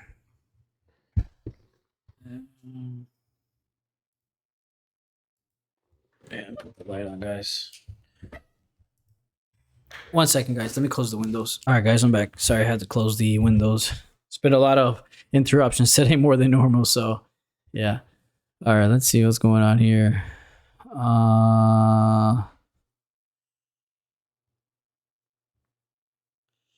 Yeah, I'm not gonna go through all this because I don't see anything that actually. Let me see something.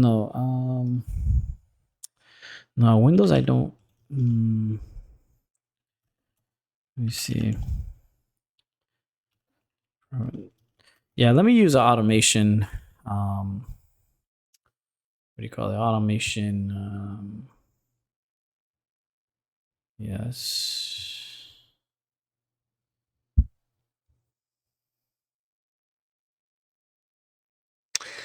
Yeah, I'm just gonna use for this since it's Windows. I'm just gonna use WinPs because it's it's a window privilege escalation and enumeration tool, and it's a single best. Sorry, not the best, but it's a single executable PowerScript shell. Sorry, PowerShell script that quickly scans compromised Windows. Windows host. And it also shows us kind of like how lean pieces are. It also shows it highlights like misconfigurations and all that stuff from basically, you can abuse that from a low privilege user to admin system. So that's the reason why we're going to use that. And so what we're going to do here is we're going to exit out of this baby. Oops, what's going on here? There we go. And then what are we We're gonna go here. We're gonna set up the what was it? Second.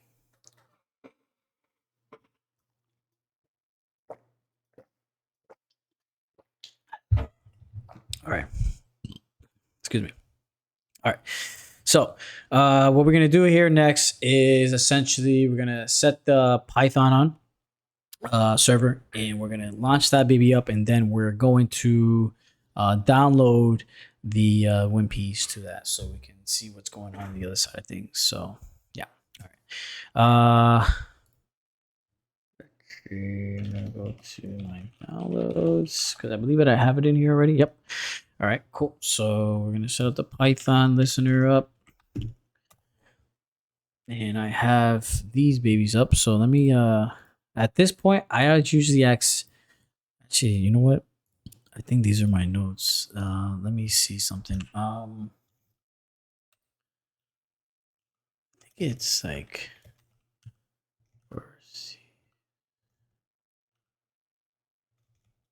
kill a process.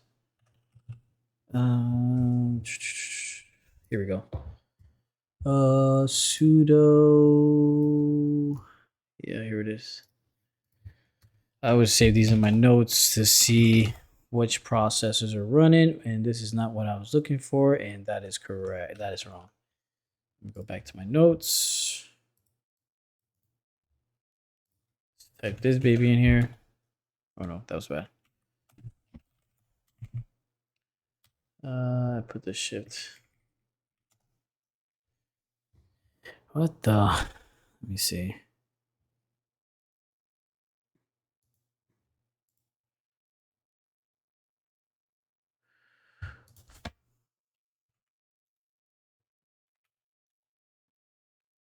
That makes no sense.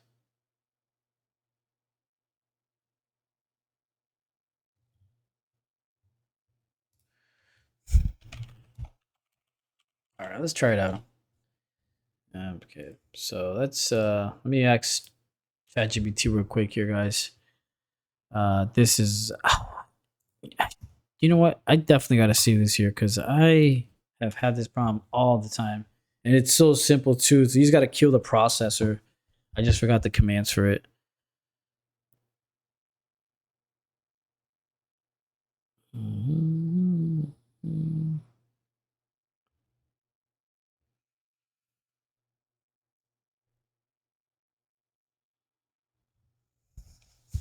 Okay, let's see what it says.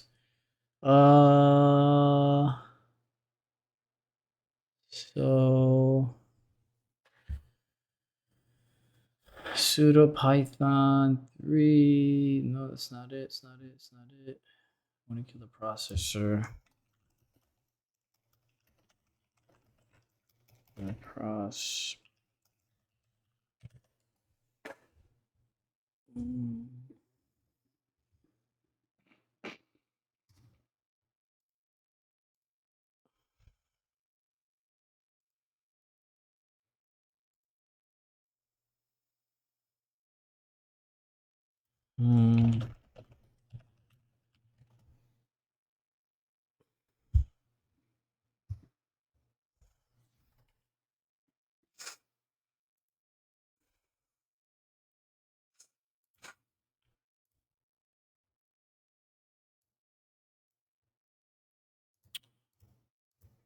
Okay, so here we go. I got the command.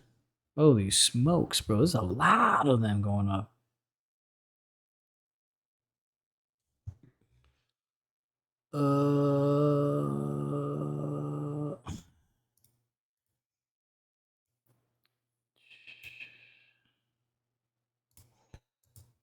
Yeah, let's I'm gonna set ChatGPT to this thing real quick. Yeah, guys, just trying to figure this out. I should know this by now, but like apparently the one that I had initially here to find and kill the processors that I want to get is not working. So yeah, that's weird, dude.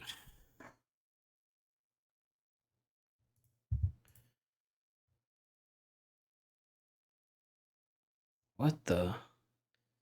Dude, this ChatGPT is so weird, bro.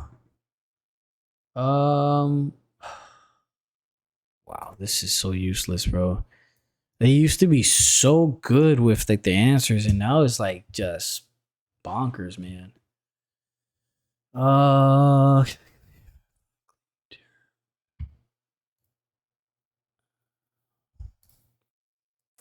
Hmm.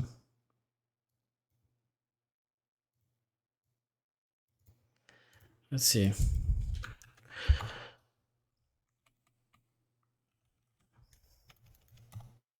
Okay, that worked. So basically, we did sudo. Let me just type this in here. And he killed the processor one. I don't even see that one. Oh, here we go. Oh, I see. Okay. So he killed the first. Oh wow, this one was using. Wow. So that one Python pretty much set a bunch of them. One, two, three, whatever. But it's not a bunch of them. So I'm just gonna save that in my notes real quick, guys. 1 second. Um, which was sudo. No, it was sudo list all. I gotta look at that later on for sure. And list. All right, cool. Where was I? So, with that being said, we're gonna go to CTIL, and we're gonna log in.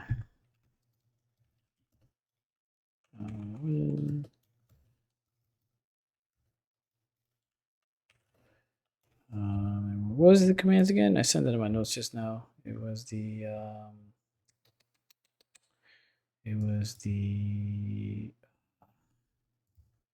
user Tony, password little Tony, and then I think it's I for the Ethernet. Let me see where that's at. And we're gonna do that right there. We should be able to enter.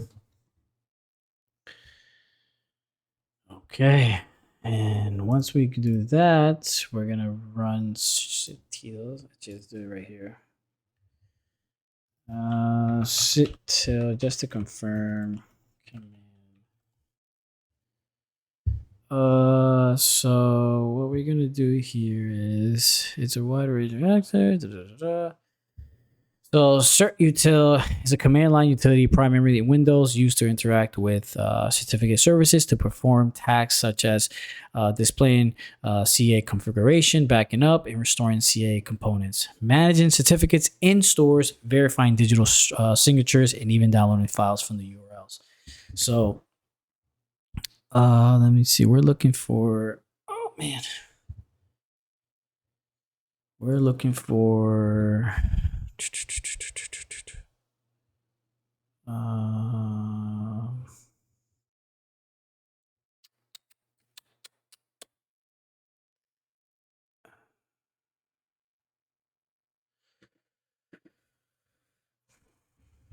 hmm.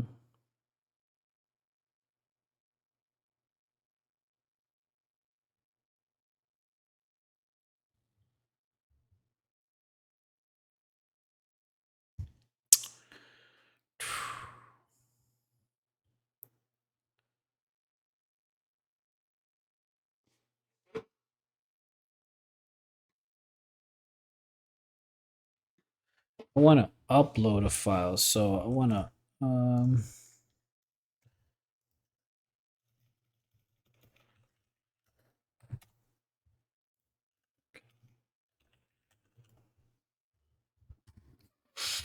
Once again, guys, as always, and I'm always going to keep repeating this on to you guys. Essentially, I'm explaining everything as I go. I'm typing in everything as whatever tools I'm using, so you guys can see and get into the habit of just repetition of just learning this stuff. And that's pretty much how I approach this stuff, and it's been very beneficial. So if it goes to download a file, the command is cert. So let's try it out here. So certil URL cache F4 and then split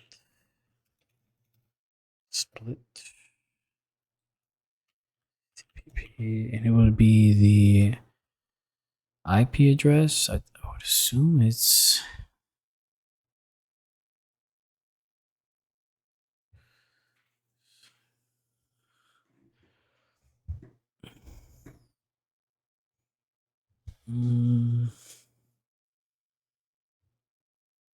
Okay, so it's not the upload. I apologize. It is the download that we're looking for. It really it just it says it right here. So certil isn't used for uploads. It's essentially for downloading. So that's good. Going back to what we're talking here, I would assume it's our IP address because we're gonna be porting the file name which we want back to our box, and then the output file, the name to save the file as a local file system, which that makes sense. So that would be our IP address. So 1524. And what is the rest? The port. The port. That'll be the Kali. I mean, that'll be the Python. So it'll be 80 and then slash. Do we have to put a file name? Oh, it's the win piece. So let's go back here. And we're gonna download the I'm gonna download this one.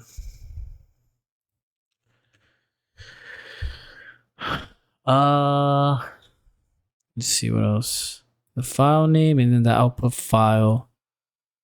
I don't think that matters honestly, but we can put the. Oh, you know what? Before we even do that, actually, guys, we have to make a.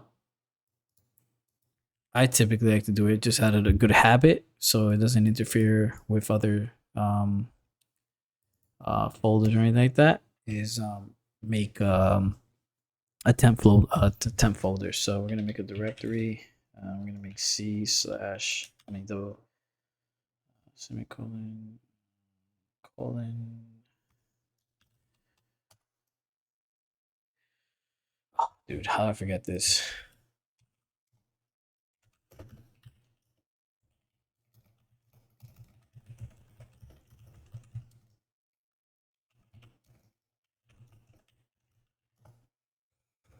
Mm-hmm. So CD. Wait, what?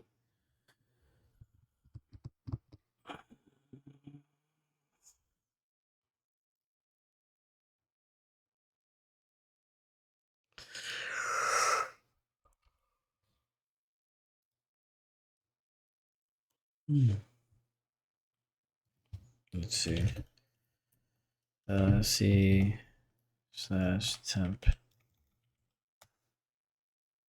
Okay, got it. Cool. All right, now going back to our command, which was the output, and the output will be, let's see, that's the file that I want to save it as. So it will be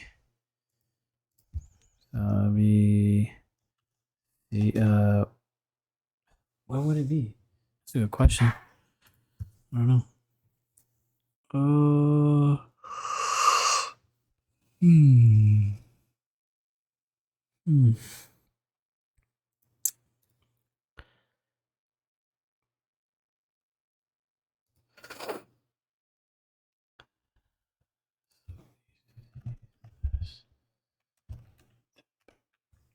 Maybe One Piece.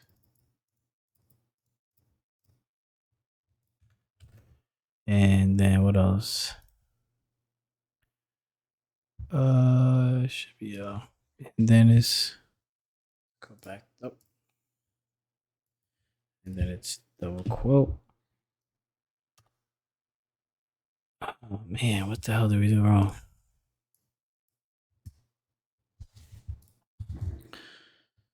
Let's see. Certil.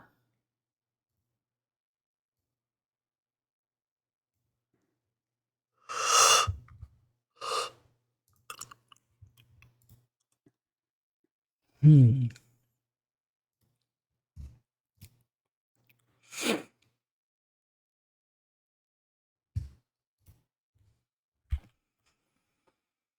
Mm.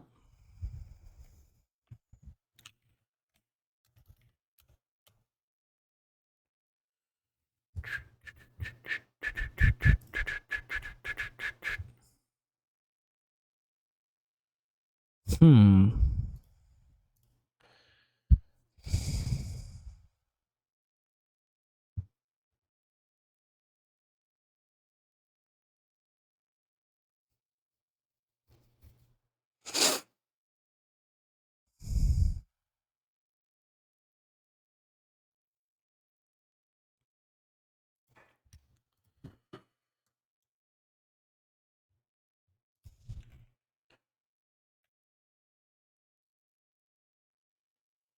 Let's do this.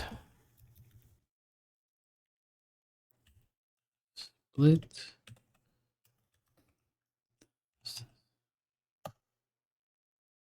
Oh man, what the?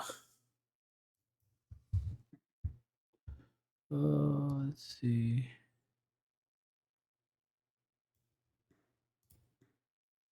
Cert to execute URL cache. URL cache. Split. F. Double quote. HTTP // IP address. When P's to execute. What the fuck am I missing? Oh, I see. Double quotes. Okay. So this is closed, right? Then we gotta close this one up too. So then it should work there. Online. So oh, I didn't download, bro. What? Hmm. Let's see.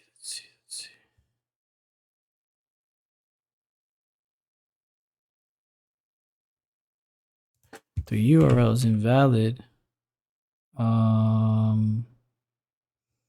I'm pretty sure I put that baby up there. No, it's right, bro.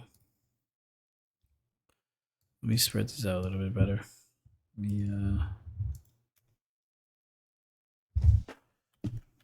Oops. NP 0. Da, da, da.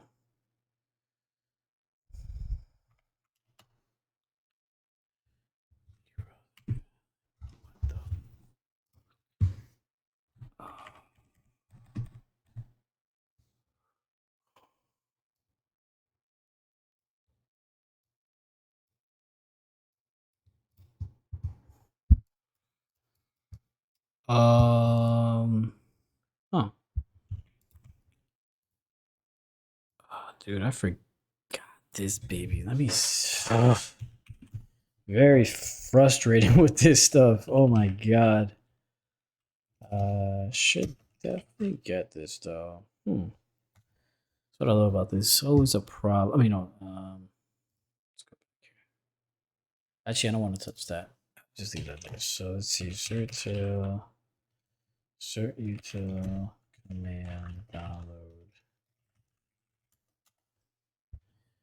invalid URL. Um.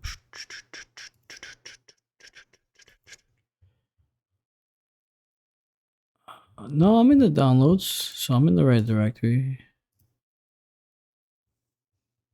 Um.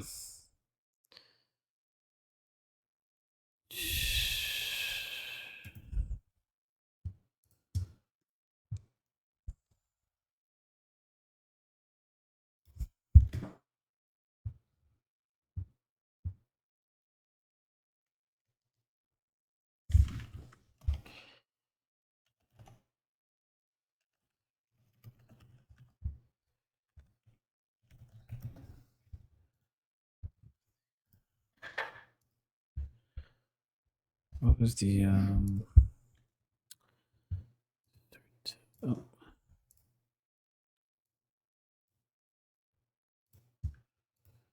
What is it? Cert to you. So it's URL cache I don't think that's supposed to be there, bro, but we just put it here for the sake of it. Split F O HTTP slash. We're gonna put our IP address 24, and we're gonna put the port number, and we're gonna close. No, and then we're gonna put the WinPs, and we're gonna close that, and then we're gonna see. Let's try that.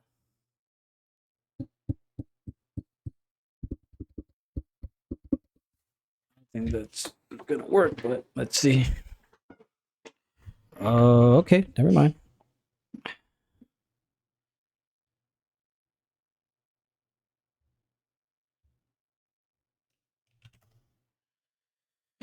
Oh, okay. So we were able to solve that puzzle. Let's see. Now, let's see. What can we do here from now, guys? So, we can take this off. Take this off, and then we can go here. And let's see.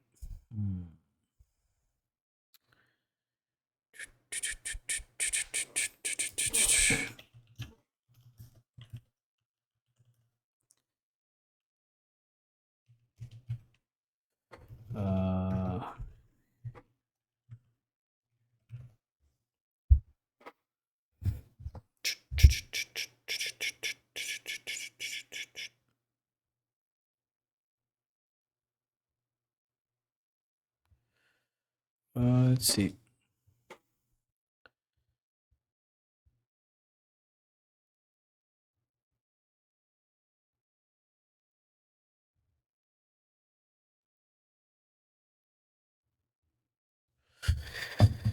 Uh,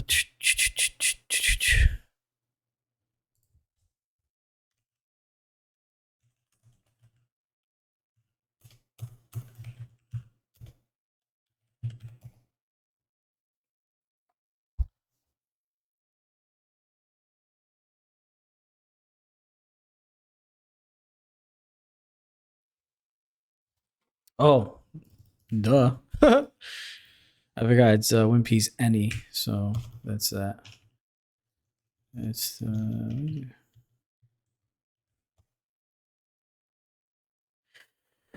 awesome. Wow. So just to go through this stuff, guys, kind of how lean peas as well it is. Where is it at? I just saw it. So as we see here, red indicates a special privilege over an object or something that's configured. Green indicates that some protection is enabled or something is well configured. And then blue indicates disabled users, and then the same above, active users, and light yellow is indicate links, such as so. Let's just click on this. Checklinks. This is very useful actually. So let's before we get into that, let's actually let's look at that real quick. I like that. I like how they actually have that there. Actually, that's pretty cool. Let's see. So first off, let's see what's going on here. Oh man.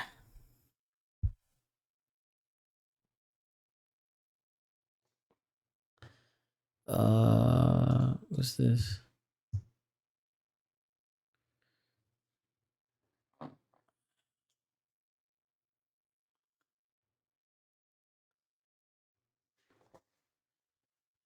Okay.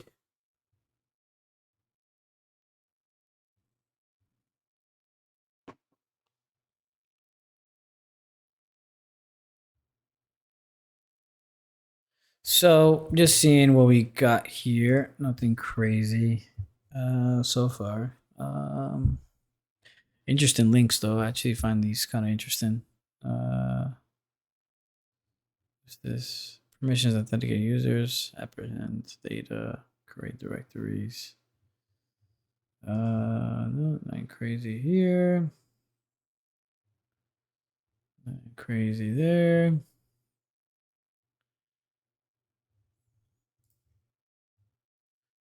Uh,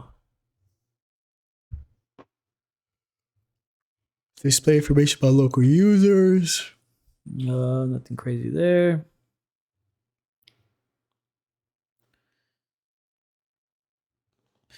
We did try SMB. We didn't get no access with that. As you guys saw before with the SMB client, we weren't able to get any shares or anything like that. Nothing here.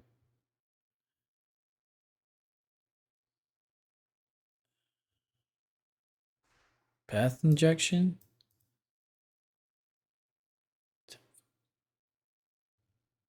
Interesting.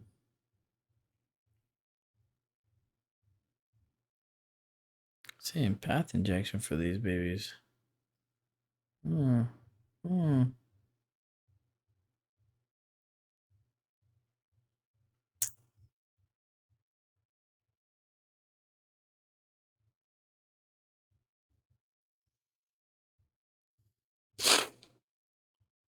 Nothing so far, guys. That looks good, but damn, my processor is kicking right now, brother. Wonder what's. Let me see. Hold on. Let's take some stuff off. I don't think it's that, but whatever. It could be just the WinPs X. Yeah. Mm.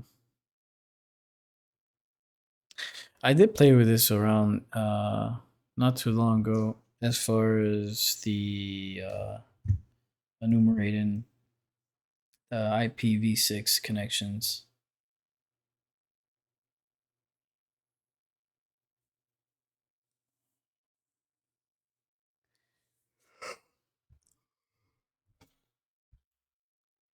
Mm.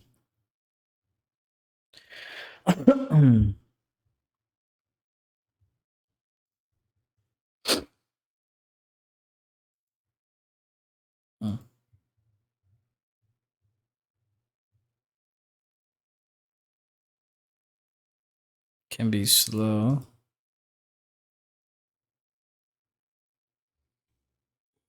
Mm.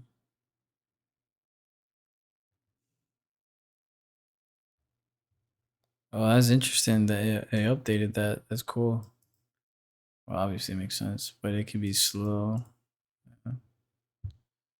Learn cloud hacking, training hat tricks, following Twitter hack tricks alive. I'll take that as my note for a few. I always like learning, so we'll see. Yeah. File permissions. No, it's us. Searching for hidden files. No, not that I know.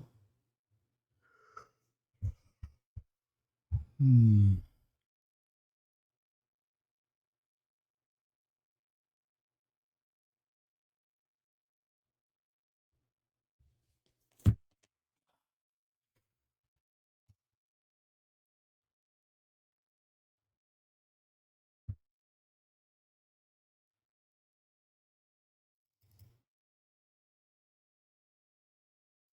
Hmm.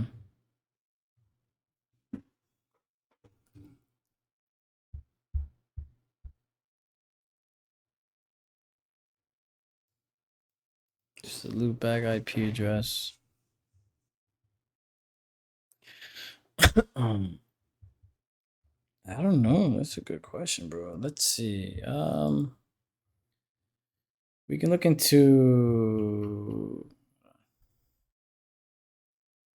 what is this? This is the you get in path injection. That's interesting.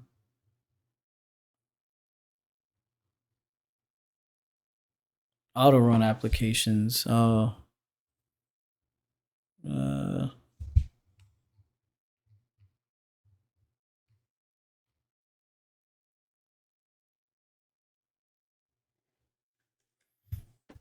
hmm.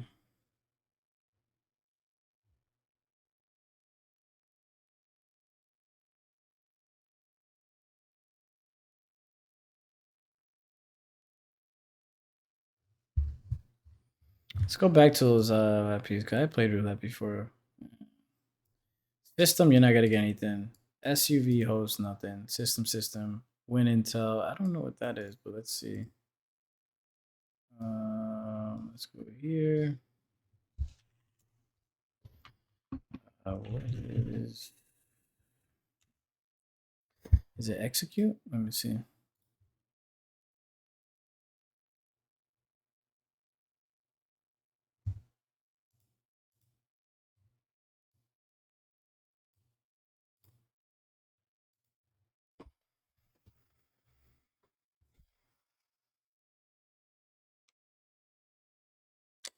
Oh, so it's a core Windows system process responsible for initializing for operating the operating system during setup, startup and managing the creation. So nothing really there. Critical file terminating within file can cause a critical system error or even prevent Windows from starting properly. So we don't want to mess with that. So what is it again? It's a core Windows system process responsible for initializing, for operating system during the startup.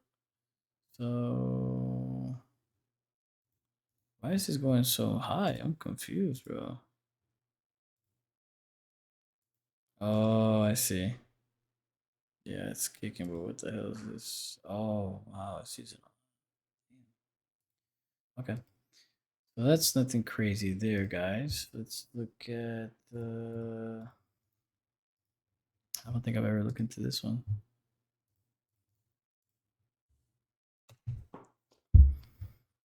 Mm.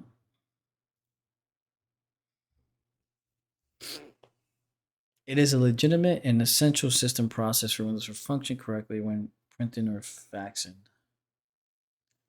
Uh,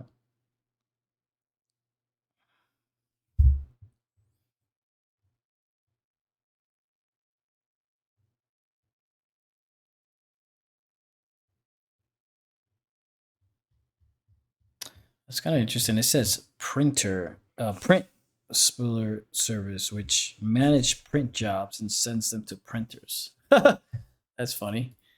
Let's see. Mm,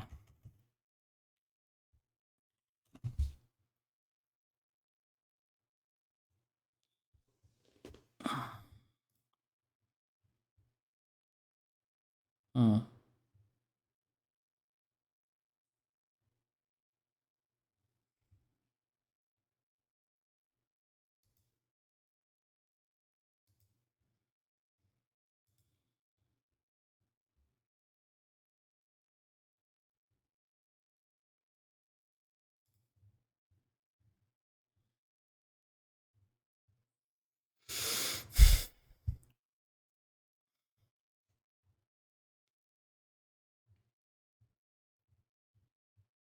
What is this again?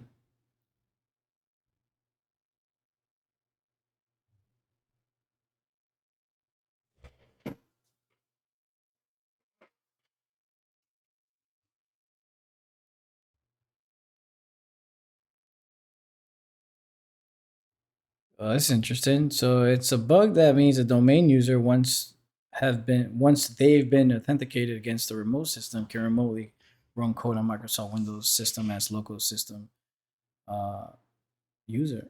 Ah.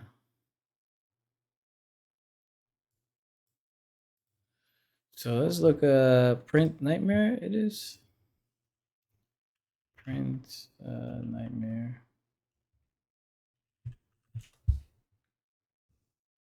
Uh,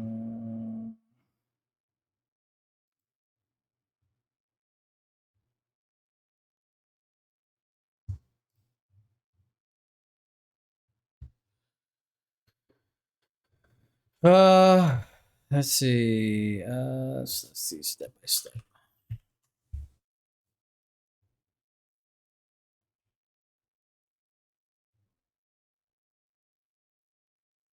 Taylor Ramsby. I'm familiar with this guy. He's on YouTube. He's a cool ass guy. I like him. And he's really knowledgeable. One guy I definitely pay attention to. RPC dump Python. So he essentially was one of the most infamous members from 2021. It's not the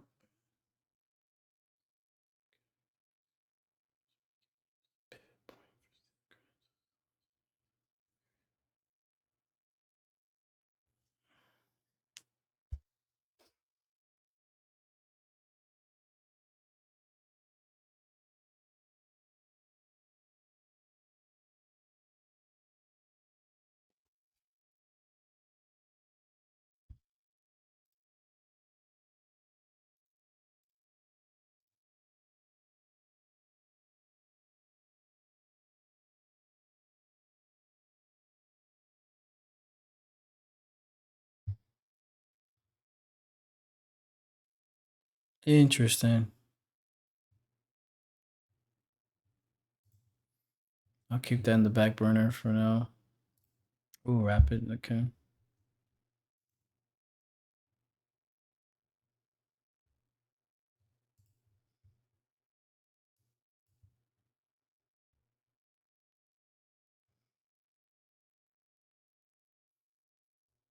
Mm,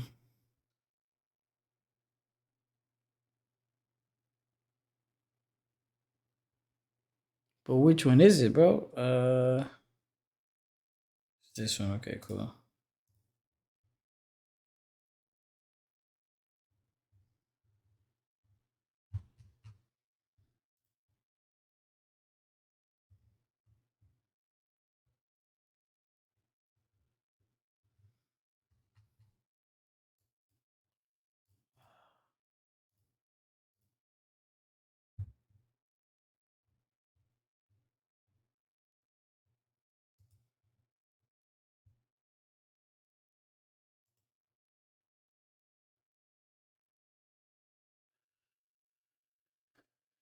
Um,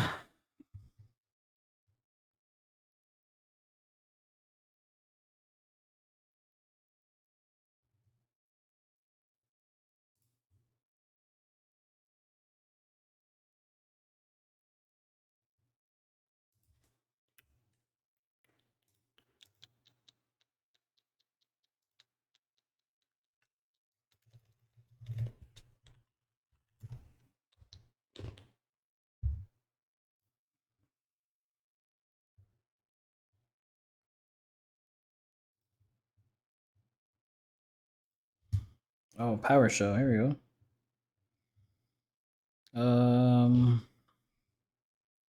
So it is a critical remote code execution for local privilege escalation. Bingo. Of only the device print nightmare. Proof of concept exploits have been released by Python C++ for the remote code execution capacity. Okay, awesome. So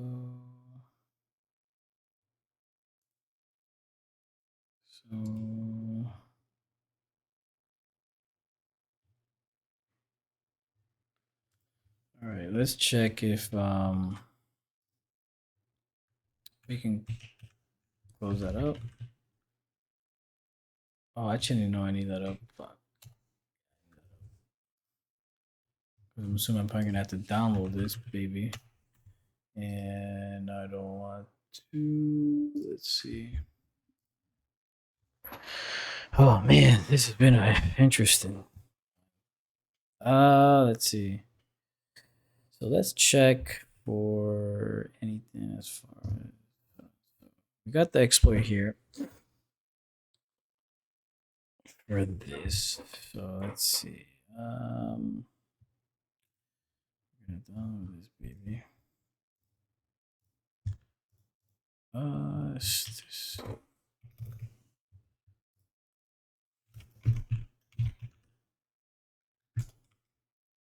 Oh, actually, no. Let's go back to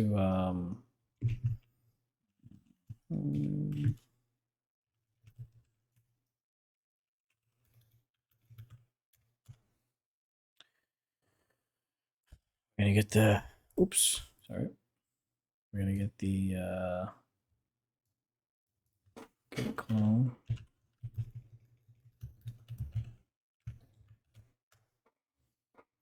Gonna download it here to our driver directory, so that way it's just more cleaner. And Uh, let's see. Um, from here, we're going to. I want to check something. Let's see if on the processor, is it the processors? No. Oh, here we go. So the processors, I just want to confirm is running, and we do see that it's actually running. So that confirms it right there, guys. That is currently running in our. That. All right. So that confirms that it is running, and that's good. So that the spool SV is running. So now that we downloaded the SVE, which is the one that we got here for the print nightmare, onto our driver directory, we now can essentially we're gonna go into it and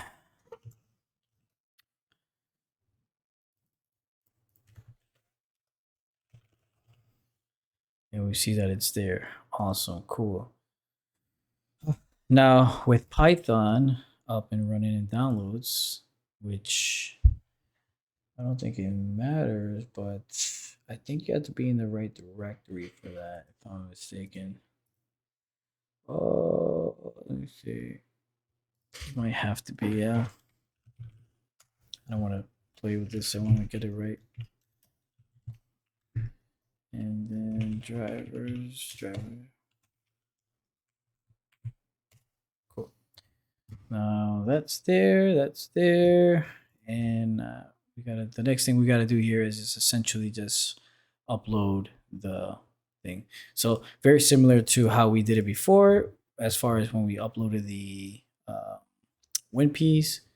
We're just gonna go and copy and paste that, and we're just gonna insert the file, which is essentially the SVE, the exploit, which is print nightmare. So just to come back here, which one it was? It was this one right here.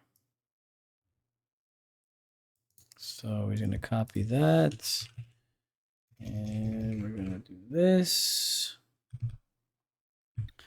We're gonna go here, PS1, and actually, yeah, that's right. Okay, cool. Oh, yes, that's that. And then we're gonna go here. That was not working.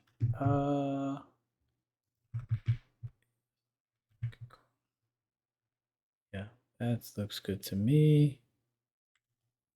There. Oh, what the?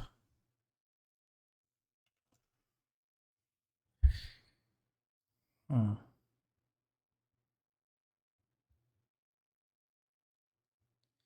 So, the temp string. Let's see. 480 HTTP split clash. That looks right to me, bro.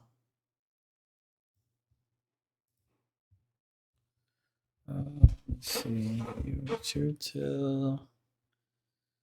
No, I don't have those tabs anymore in there. Shoot. Excuse me. Oh, it's the directory, bro. Oh, I'm slacking, my G. Where we at? Drive. So let's do that. And we're gonna go to. No, that's right. Driver, yeah. You want to? Yeah, that's right. Oh man, dude. Okay, so we got that right. And what we want to do here is we have the Python up on the thing. This baby.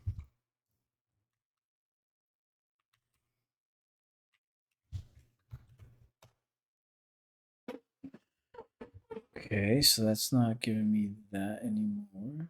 But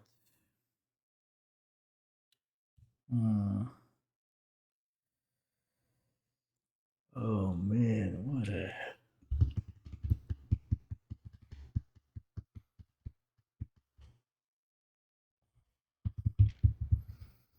Hmm.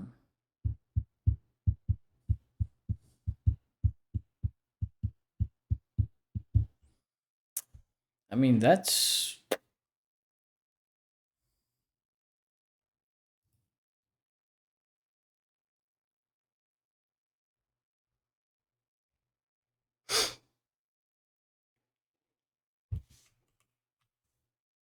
oh man, bro, I didn't just spot that.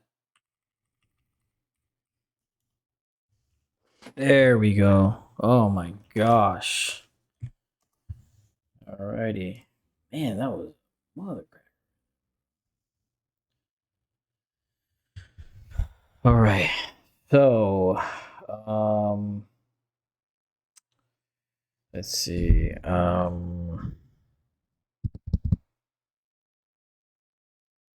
Once we have it uploaded, then the hell do we do? Okay, here we go. We want to import the. Wait. I wonder if we do that here. All right. Sorry about that. Let's see. Import. I wonder if I was supposed to put that in there or what. Let's see.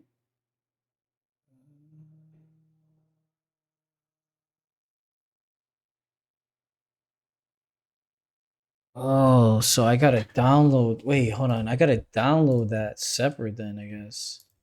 Really? No. Hold on. CVE. Man, that's interesting, bro.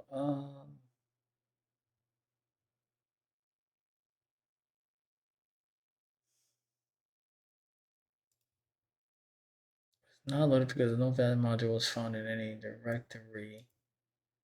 So I'm assuming I'm probably have to do this within the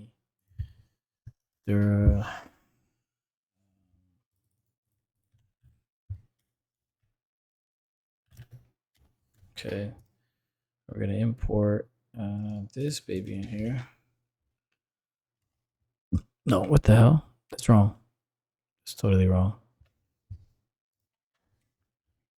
Yeah, that has to be done here. I wonder if I have to download that separately. Oh man, that is annoying, bro. Let's see. That's interesting. Let's see. That's pretty interesting.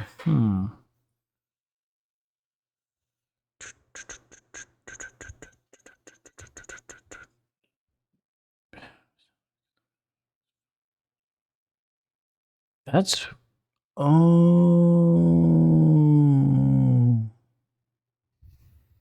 Hold on. I think that makes sense. That makes sense. Yeah, cause it's don't need directory here. That's man, that's a tough one, bro.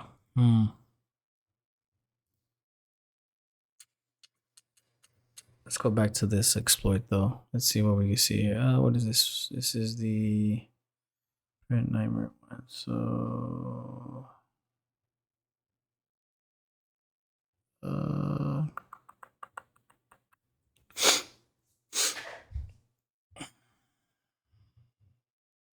no, oh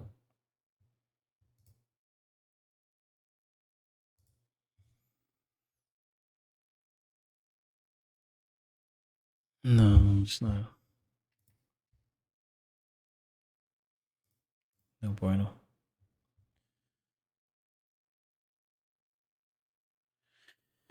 The thing is, when I put that in there, it doesn't work. So I don't see what the. Who am I? Let's see the net. Net local group. Is that right? Let me see. Net local group admin. Admin. Trader.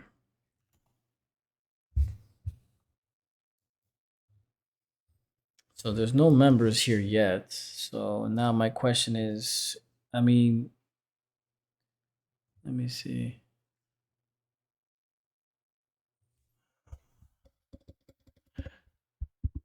Uh oh, I see, I see. Okay. I see, I see, I see, I see. Take this out. I don't need this anymore.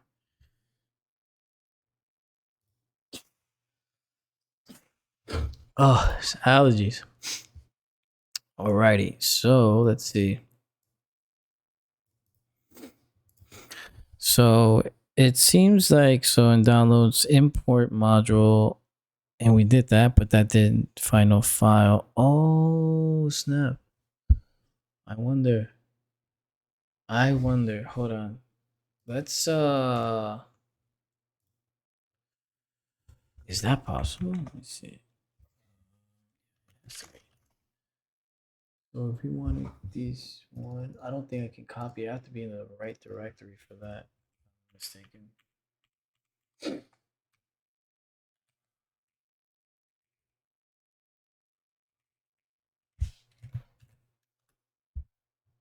Yeah, I have to be in the directory for that. All right, so let's cancel this, and then let's get into this. And I believe it should be, yeah. So we see here, sorry about that. If you guys didn't see that, all I'm doing right now is essentially um, uh, downloading the PS1 here to the PowerShell. So I'm just gonna set up the Python right now, and we're gonna be essentially downloading that here, and we should be able to get that. Okay, cool. Now we got that. So we're gonna use the import module .cv, which is a print thing that we just downloaded. Sorry, and it doesn't let us, huh? Okay.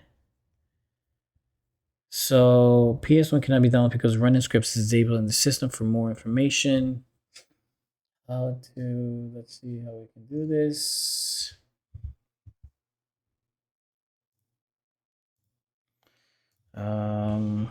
How to, let's go here to, what is it?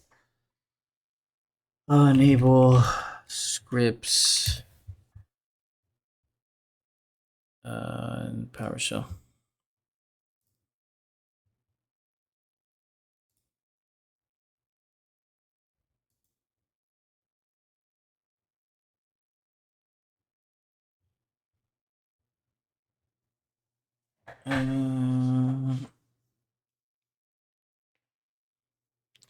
So to enable scripts in PowerShell, you need to adjust the execution policy. This policy is a security feature that controls how PowerShell loads configuration files and runs scripts. So, let's see.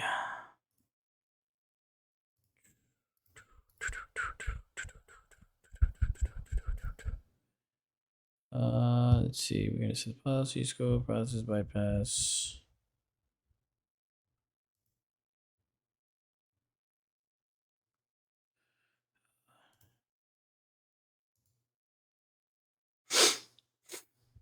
Mm-hmm, mm-hmm.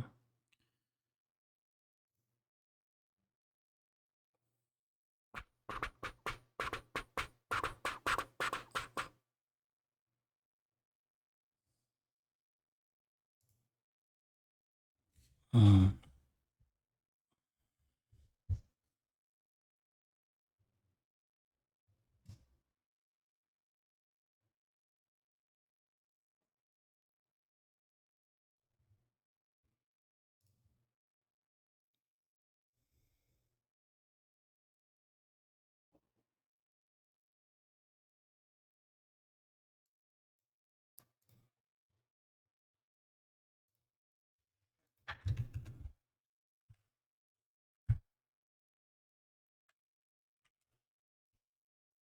Restricted.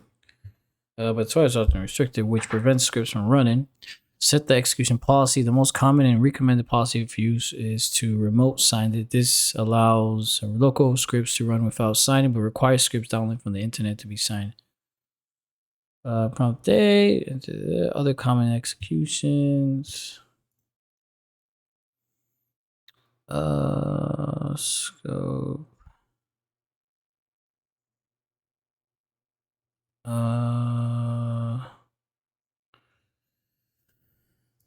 Let's see what AI says, brother. Freaked out. Oh, bro.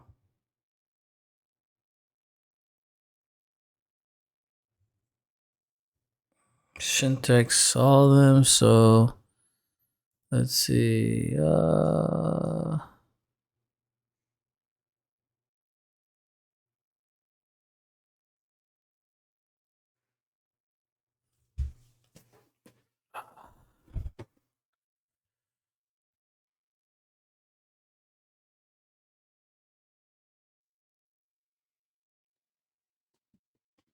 Mm. Mm. Mm.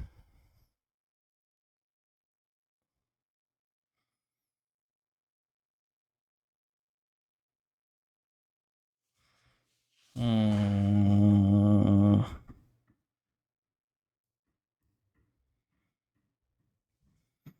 Yeah, right now I'm just trying to find some commands here that we can unrestrict the loading of running scripts that we want to run here. So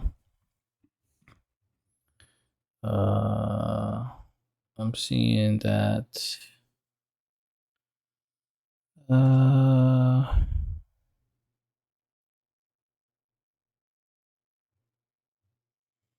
let's see here, guys. Freaking so there we go.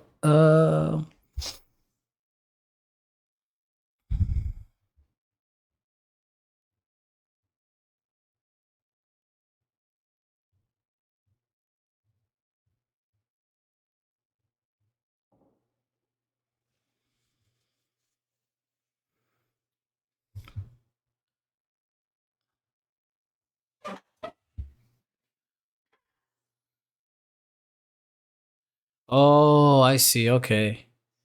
Okay. So the scope is the local machine.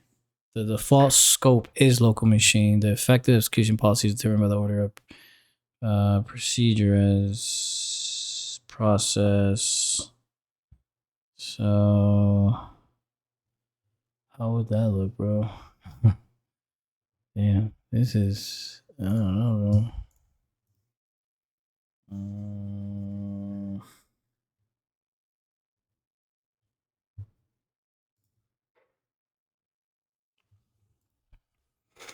So we're gonna set the execute. Let's see. We're gonna set the execute policy. So let's do that.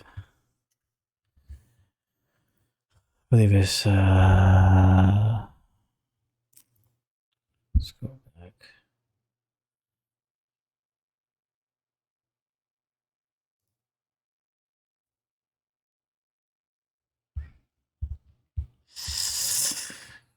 Mm-hmm.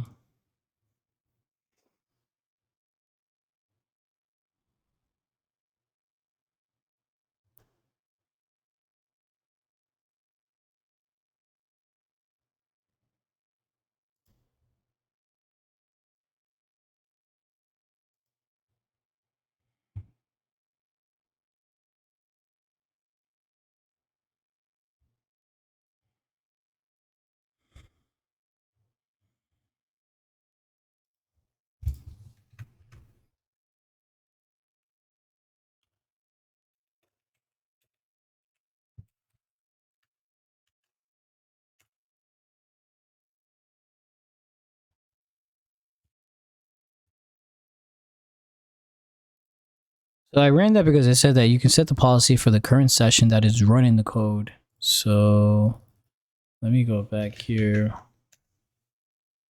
And that worked. but execute.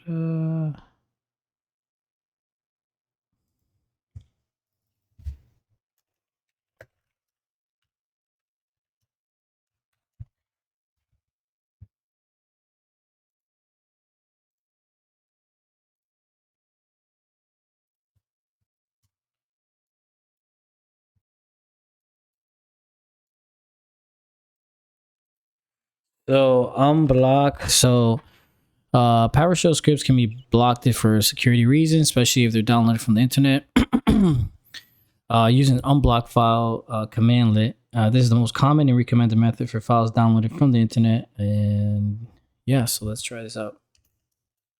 Capital U, unblock file path, and the path of that's going to be. What is it? What is it? It's gonna be the.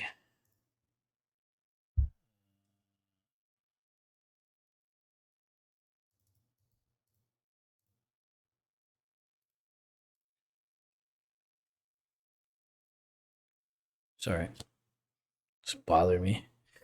It would be colon temp not recognizable. Am I downloading wrong? Unblock file.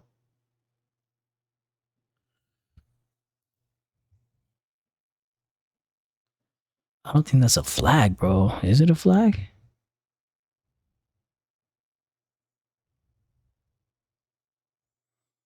I don't think that's a flag. Maybe it's just asking me for the path. PS1.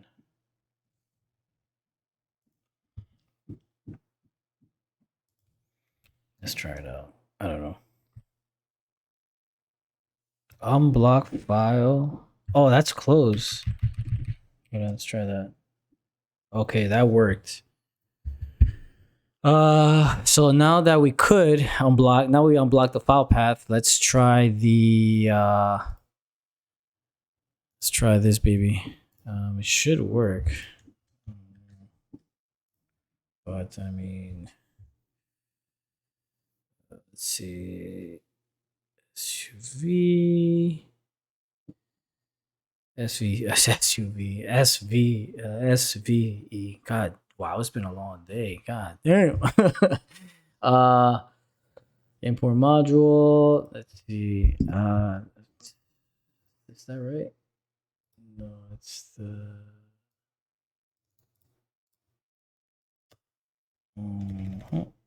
Gotta make sure it's capital, and then we are able to unlock file. So overall summary here, guys. So we can just recap before I continue, because I was just going in just with the motion of stuff. So obviously you guys saw that I was looking up stuff. One of the things I was looking at was essentially the bypass execution policy, which essentially allowed us to, which allowed the PowerShell scripts to run just for this session. So it ignores it ignores the default restriction on the unsigned scripts, and so the scope was, and it just basically means the process means it won't persist after you close the PowerShell shell. The next thing that I did work on here, guys, as you saw, was I unblocked the exploit script, which was the unblock file, and then the path, which was the temp, and then the CVE, which is the exploit. It pretty much removes the downloaded. It pretty much removes downloaded from the internet security marker on the .ps1, and it also prevents PowerShell from refusing to load it. So another thing too here to keep note is that we imported the exploit module. So we did the import module, and then we did the pathway. So we loaded the SUV, which is the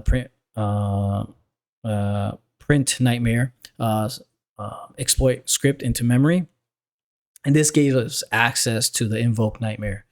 So now, if we go back to what we're essentially checking out, which was the network for the administrators, for the local administrators, we should see, and we don't see it. That's interesting. Hmm. We should have seen the new user here, but we did not. So, let's see. Because I imported the module. Let me see. Import module. I wonder if it's supply. Let's see.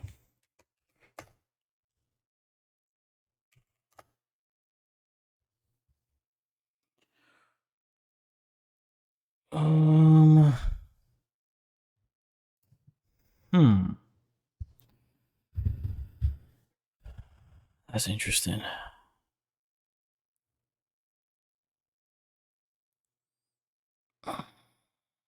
Oh, I see. Supply custom DDL payloads. Do anything else you might like. So you want to import it, invoke the Nightmare DLL. So, interesting. We might have to download the. Oh, what? Wow, this is crazy. um, the bind. This is. Let me see what you got here. So he invoked it. New user. Let's try that out. So invoke Nightmare. Is that right? I don't see Nightmare here, but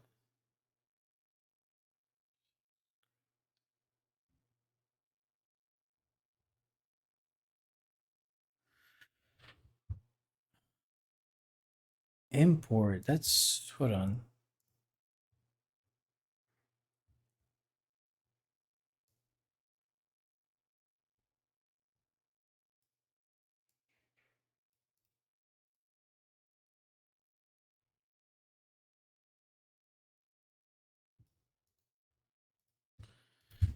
Let's try it out. So we're gonna invoke Nightmare driver name X. Shit. Let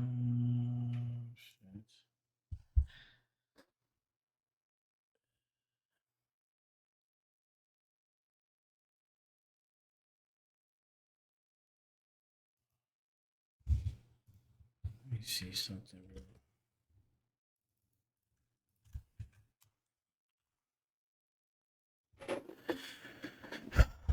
Wow, it's always something, man.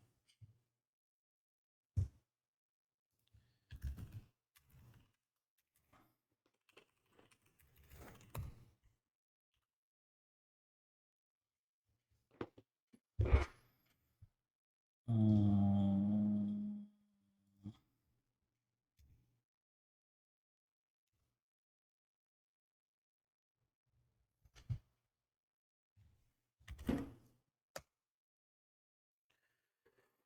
oh man, that was interesting.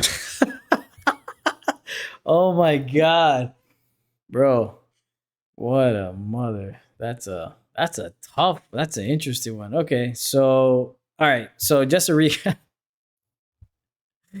All right, this is a recap here, guys. We were able to explore and add a new user, and as we can see here, where is it at?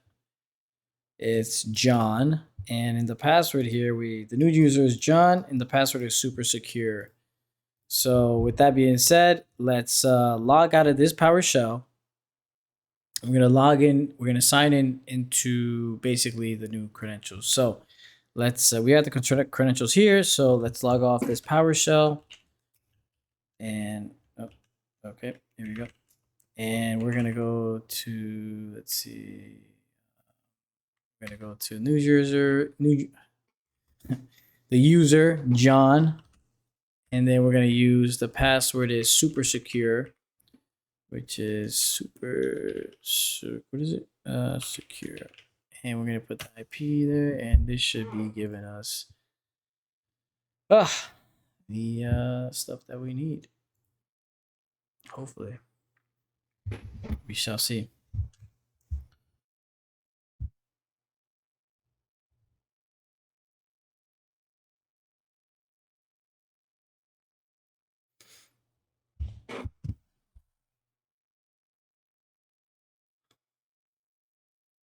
Okay, so an arrow type when an iteration happened, message is when exiting one. What does that mean? Um let's see.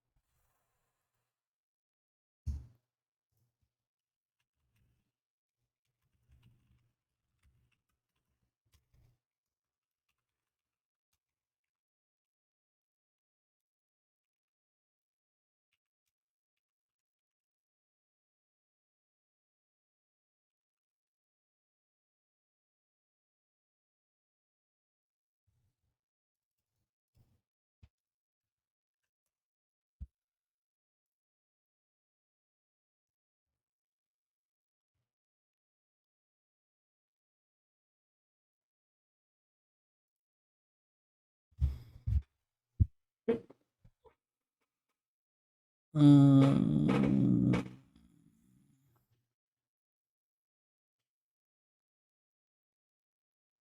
in packets.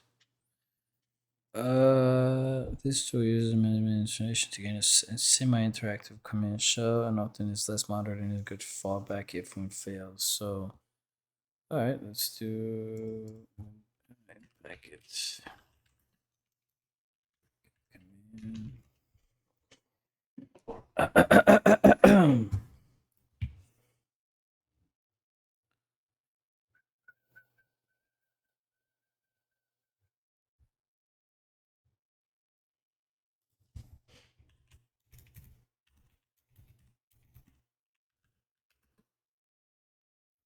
That's what they're on? No, not that right.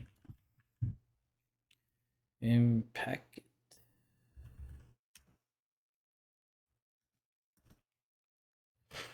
What the? Yeah.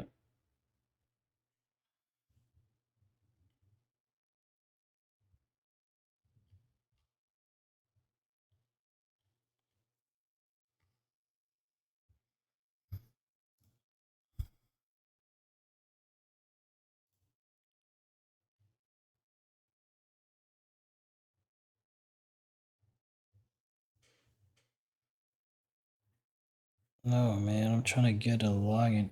Um. PowerShell.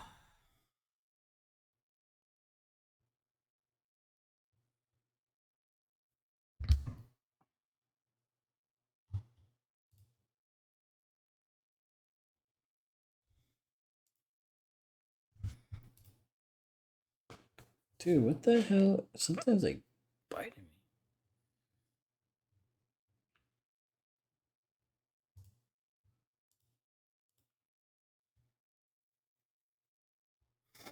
Right now here, guys, I'm just essentially looking for a different way to get inside a command shell. So let's see what's going on here.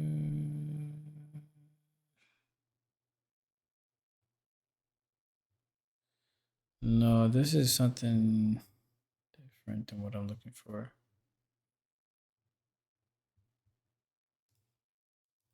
Syntax.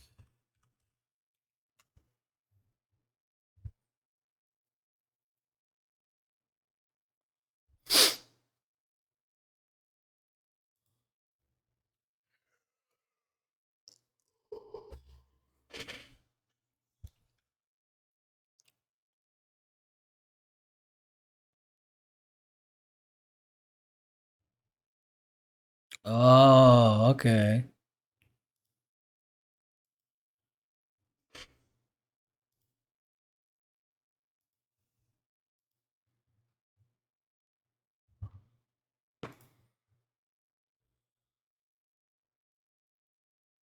Mm,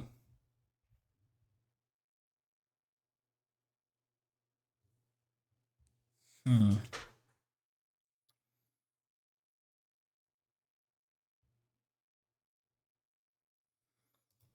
Let's do-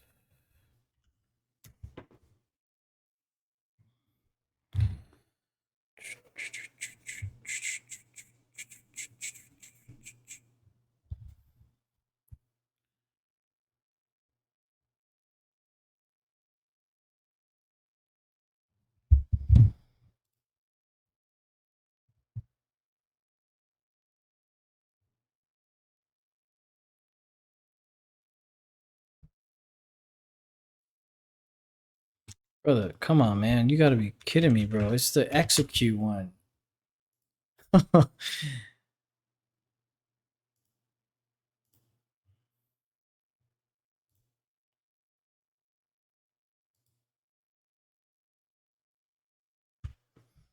Oh, this makes more sense right here. There we go. Alrighty, so no, doesn't go that way. I believe it's in packet. In packet, PS, PS, execute, and then it's uh,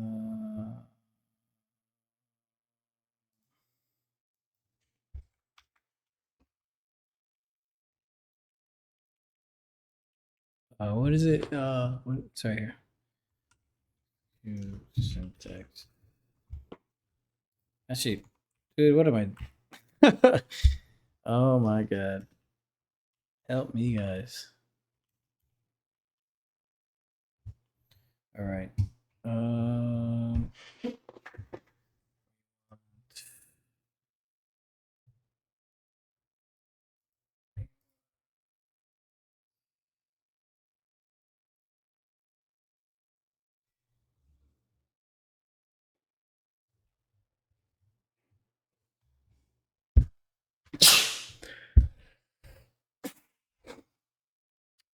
Excuse me.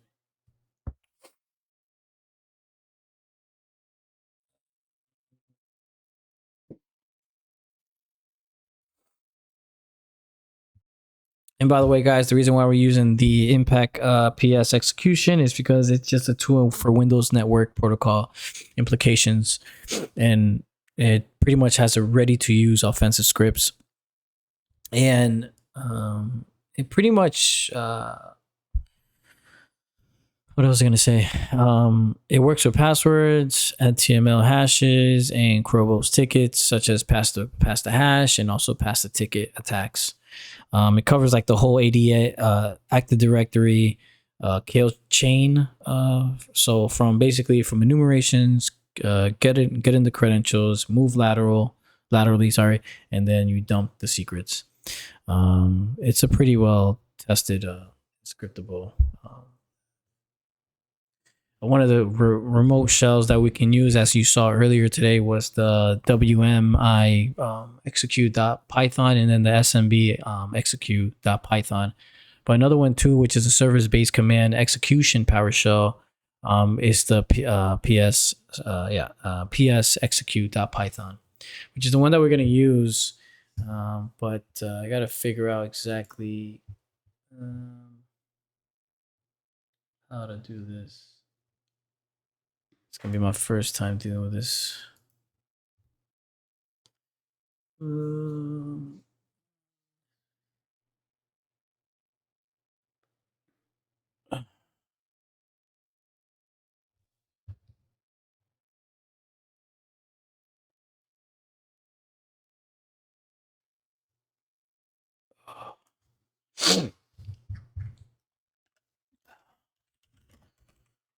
we're gonna do Python. We're gonna do new. Say new admin. Actually, you know what? We should probably look up that right now. Because I don't. How do we sign into it? You know, let's see. Actually, log in. Let's see what it says here. With creds.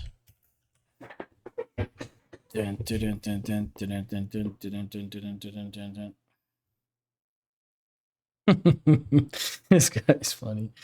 Let's see. I don't for the using impacts to login credentials with follows the format domain, username, and password and host. Let's see.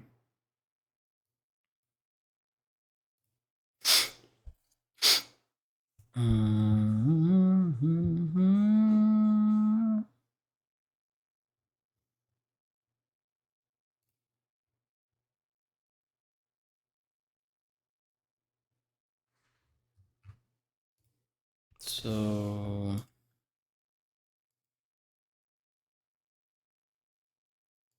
how the hell would I put that? How old is this? 2021. It's not that old. So let's try it out. No, but this is dude, this is interesting. Hold on. There's no manual entry for the in-packet socket.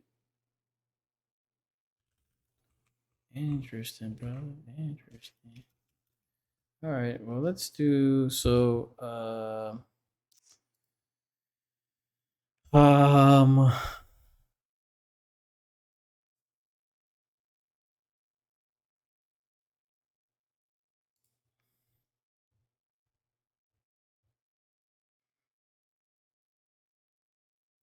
How the hell would I put this? All right. Kento administrator. So administrator is. So we put admin. Let's see.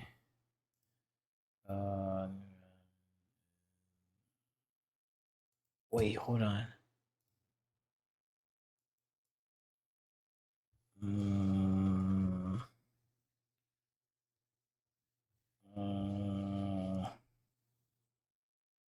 The password would be admin. No, what the? I'm confused, dude. It's not really giving me a good explanation. Kind of confused right now. So right now, guys, I'm just trying to find.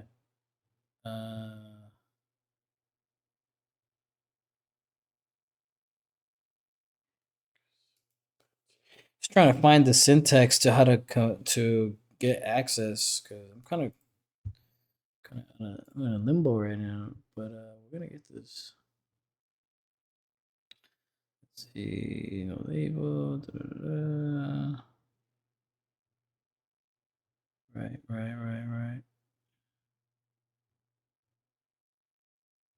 Net use. Get that. Do I have? I wonder if I have just that. I don't think I have that one downloaded, but let's see. Python. Oh, I do. Huh. Okay.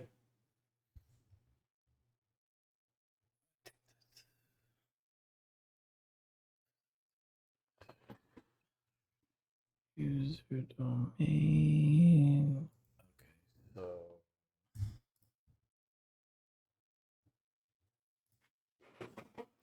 All right.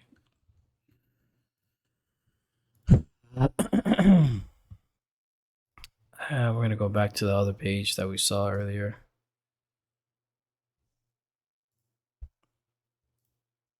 Before this girl gets here.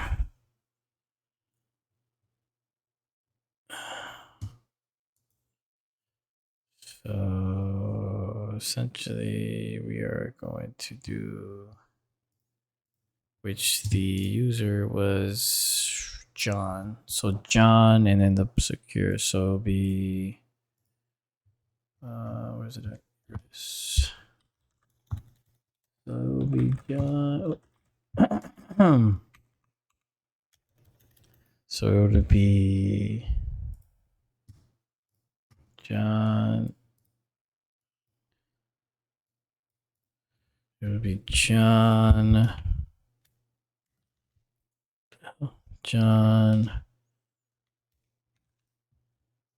Going to be super secure. Super secure. Wait, was that capital? Yes, it was capital. So, secure. Did he have? No. Did he? And then at the host machine.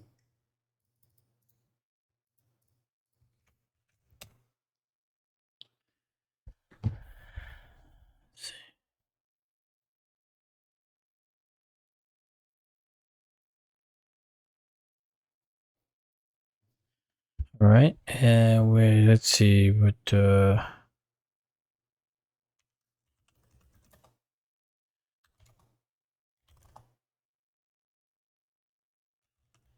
no! Oh no! This is probably gonna be a long list, maybe. Oh man. Oh man. All right, I'm not doing that again. Let's just get into the. No, it's be the. Man, what was the? Let's see. We want to get into users, right? We want to change it to administrator. And then we want to get into, say, that desktop, and then let's see. And there you guys have it. We were able to get root text. There's a lot to recap here, but just to save time and for the headaches, you guys saw the whole process. There are going to be some parts I chop off here because there was a lot of stuff that were like, interruptions and stuff like that. And also certain things took a little longer and I had to reset the machine. And so, whatever. So I hope you guys enjoyed the video. We did a lot of recon, just a recap, really short. We did a recon. We enumerated a lot of stuff.